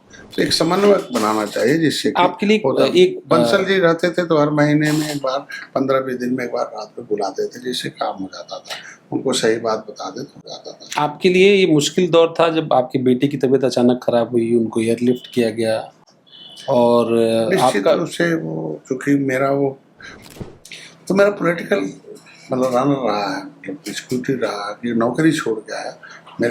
मेरे जब मैंने संन्यास लिया तो उसने उस चीज़ को संभाल लिया है, पूरे परिवार को नौकरी के माध्यम से। बाद में फिर नौकरी छोड़ दी, किताब लिखने में साथ रहा, और सीधा साधा बहुत था। संतोष नाम ही उसका पिताजी ने रखा था, और संतोष का फायदा उठा लिया सीधे साधे लोगों ने। राजनीति का शिकार हो गया। मतलब कार्यालय से भी लोगों ने, मतलब पहले तेज तर्रार जब वो बंसल जी थे तो लक्ष्मीकांत वाजपेयी को भेजे थे, तो हम लोगों ने ज्वाइन वाइन करा के उन्होंने बहुत मुश्किल से जिताया था। एक आपने देखा होगा सपा बसपा एक हुई थी। इस बार लोगों ने एक ऐसे आदमी को प्रभारी बना दिया कि जिसको, एक विधायक तो हारा हुआ विधायक था, वो 2-4 दिन में एक बार दिखते थे। मैं कहते रहा, जब मैंने शिकायत की मैंने गृह मंत्री से, मतलब प्रधानमंत्री जब वहाँ पर्चा भरने आए, तो उन्होंने दूसरे दिन संतोष सिंह को, अगर तेज तर्रार भेजे होते तो ये परिदृश्य नहीं होता। मैंने कहा कि भाई ये आपके डीएम ने रिपोर्ट दे रखा है, इतना लॉस है और इसको सही करना है। एक तो मैं पहले मांग रहा था इधर उधर, तो जब तबीयत खराब हुई अचानक, तो लगता है कि डिप्रेशन का शिकार न हो जाए, मैंने एयरलिफ्ट से मुझसे मंगाया, तो भेजा। मैंने बेटे से कहा कि देर मत करो, डॉक्टरों से बात की, चूँकि मैं डॉक्टर हूँ। आज के दिन में मैं डॉक्टर होने का बड़ा फ़ायदा है।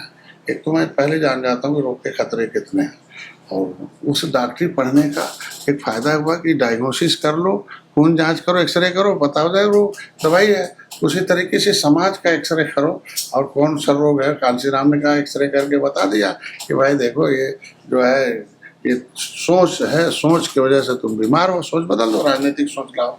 तो निषाद भी मैंने कहा यार क्या है, तुम सोच बदलो कि हम पंचम बार निषाद हैं। थोड़ा पत्नी बच्चों के बारे में ही बात करना चाहता था, तो फिर क्या हुआ? तो ये हुआ कि इनको पढ़ाने में मैडम, मतलब एक तरीके आपने से, बहुत बार बातचीत में मैडम का नाम लिया है, नाम नहीं लेते आप, मैडम ही कहते हैं, पर बहुत बार नाम लिया। उनकी क्या भूमिका है आपकी? अब एक कहा जा सकता है कि ऐसी पत्नी मिलना, कहते हैं world wide and world wife तो ऐसी पत्नी मिलना बहुत मुश्किल है जो परिवार संभाल ले।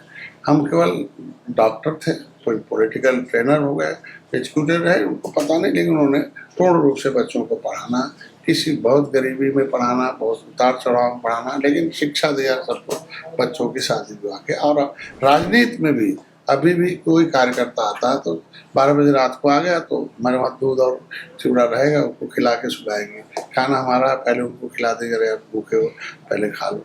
तो ये चीज़ें हैं कि सबको अपने बच्चों जैसा मानती हैं, और ये बच्चे इसीलिए उनका परिणाम है, हमारे बच्चे जो है अनुशासित। एक बात और आपने बार बार कही है कि आप ये बात मैडम को बताया, ये बात वो समझ गई, इतनी रात को जाग गई, उन्होंने पूछा, ये वाली क्या केमिस्ट्री है आपकी? और उनका नाम भी बता दीजिए, दर्शक जानेंगे तो अच्छा है। मैडम तो आप कह रहे हैं उनका नाम मालती निषाद नाम है, और वो मतलब हम लोग शादी तो कक्षा 5 में हो गई थी।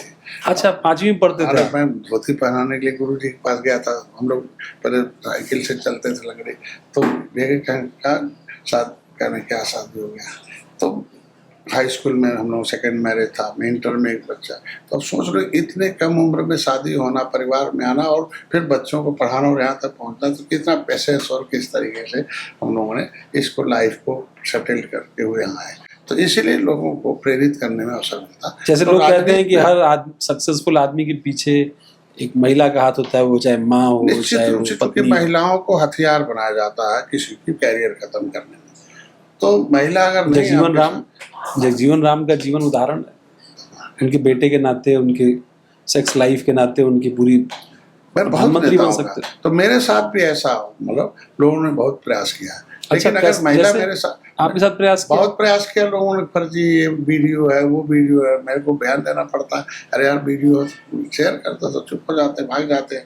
उसके लिए तो बहुत प्रोपेगेंडा रखना पड़ा मेरे बेटे को फंसाने, परिवार सहित।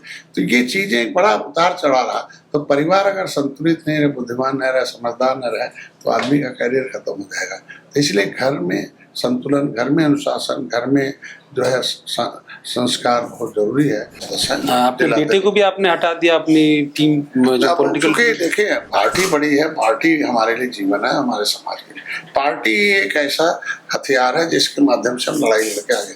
तो पार्टी का विस्तार, पार्टी की मजबूती तभी होगा जब वो फ्री होल्ड काम करेगा। इनको इलेक्शन टाइम नहीं दे पा रहे थे, दूसरा परिवारवाद का लिए भी लग रहा था, और इनसे तेज था आदमी अगर है तो अवसर मिलना चाहिए ना। तो सबको देखने के बाद ये लगा कि हमको घोषणा कर देना चाहिए। किसी को नहीं पता, मैं तो भाई एनालिसिस हमसे ज्यादा कौन कर सकता है। सलाह लिया अपने सलाहकारों से, हटा दिया, तो प्रभारी पद से उन्हें हटाकर दूसरे को प्रभारी बना दिया। डॉक्टर के साथ साथ आप पॉलिटिकल प्रोफेसर भी हैं। अब 2027 का चुनाव, अभी आपकी इंटरव्यू खत्म करते हैं यहीं पे। 2027 का चुनाव है, उसको लेकर के आपका टेक आज की तारीख में क्या है? फिर हम लोग जब चुनाव के नजदीक पहुंचेंगे तो एक बार फिर इसी तरह लंबी चर्चा करें, और हम लोग थोड़ा सा सामंजस्य स्थापित कर ले, जो हमारे सहयोगी दल है और जो है, तो ये नेताओं में अगर हो जाए तो बहुत ऐतिहासिक जीत 2027 में फिर होगी। फिर तभी आप ये कह रहे हैं कि राहुल अखिलेश यूपी में सत्ता में नहीं आ पाएंगे, मायावती सत्ता में नहीं आ पाएंगी। ये 18% निषाद बहुत बड़ा है, कुछ जिलों में राजभर भी है। ये लोग दुखी, अपमानित, पीड़ित लोग हैं, इनके साथ धोखा हुआ है। सामाजिक न्याय समिति का रिपोर्ट कहता है कि हाथी आई तो सारे दलितों पर केवल लेदरमैन का कब्जा हो गया, साइकिल आई तो पर मिल्कमैन का कब्जा हो गया। तो कौन नौजवान है जो अपनी नौकरी पर कब्जा कराना चाहता भाई? तो ये सामाजिक न्याय समिति का रिपोर्ट है कि ये खाली जब बाहर आते हैं तो सबको देखते हैं, और सत्ता में जाने के बाद बस वही। आप लोग यूपी में SIR की मांग करेंगे जैसे बिहार में हो रही है? ये तो निश्चित रूप से मरे हुए को नाम हटना चाहिए, जो है उसका जुड़ना चाहिए। कहीं 2 जगह नाम है तो उसे घटना चाहिए। लेकिन जो क्रिमिनल काज से प्रभावित जातियां जो रोड पर घूम रही हैं, इन्हें भी वंचित नहीं होना चाहिए, उनके लिए भी काम हो और सर्वे हो रहा है। SIR की मांग कर रहे हैं आप यूपी में, होना चाहिए? मुझको लगता है कि होना चाहिए। राहुल गांधी वहाँ वोट चोरी उसको कह रहे हैं, गलत है, होना चाहिए। इस पे पारदर्शिता होनी चाहिए। जो राष्ट्र का नागरिक है वही वोट डाले, मेरा ये मानना। और ये लोग चाहते हैं कि जो बाहर वाला वो भी वोट डाल दे, एक जगह आदमी 2 जगह वोट डाल दे, ठीक नहीं है। और चाहते हैं कि इलेक्शन कमीशन जो नियम बना, इन्हीं समय नियम बना, हमारी सरकार ने तो कोई नियम बनाया नहीं। इनके समय था तो इनको फायदा हो रहा था, तब तो ठीक है। अब उस नियम का उपयोग कर दिया तो इन्हें परेशानी हो रही है। तो नियम तो नियम है। धन्यवाद संजय जी। ये थे डॉक्टर संजय निषाद, और ब्रेकिंग ट्यूब पर आप देख रहे थे उनके साथ एक लंबा पॉडकास्ट, उनके राजनीतिक जीवन से लेकर के उनके वर्तमान राजनीतिक जीवन यात्रा को लेकर के पूरी बातचीत थी। कैसा लगा आपको ये इंटरव्यू, कैसा लगा ये साक्षात्कार, कैसी लगी उनकी बातें, उन तमाम सवालों का जवाब? प्रतिक्रिया देकर हमें जरूर ब्रेकिंग ट्यूब पर बताइएगा। आपकी प्रतिक्रिया का हमें इंतजार रहेगा। जल्द मिलेंगे नए मेहमान के साथ। नमस्कार।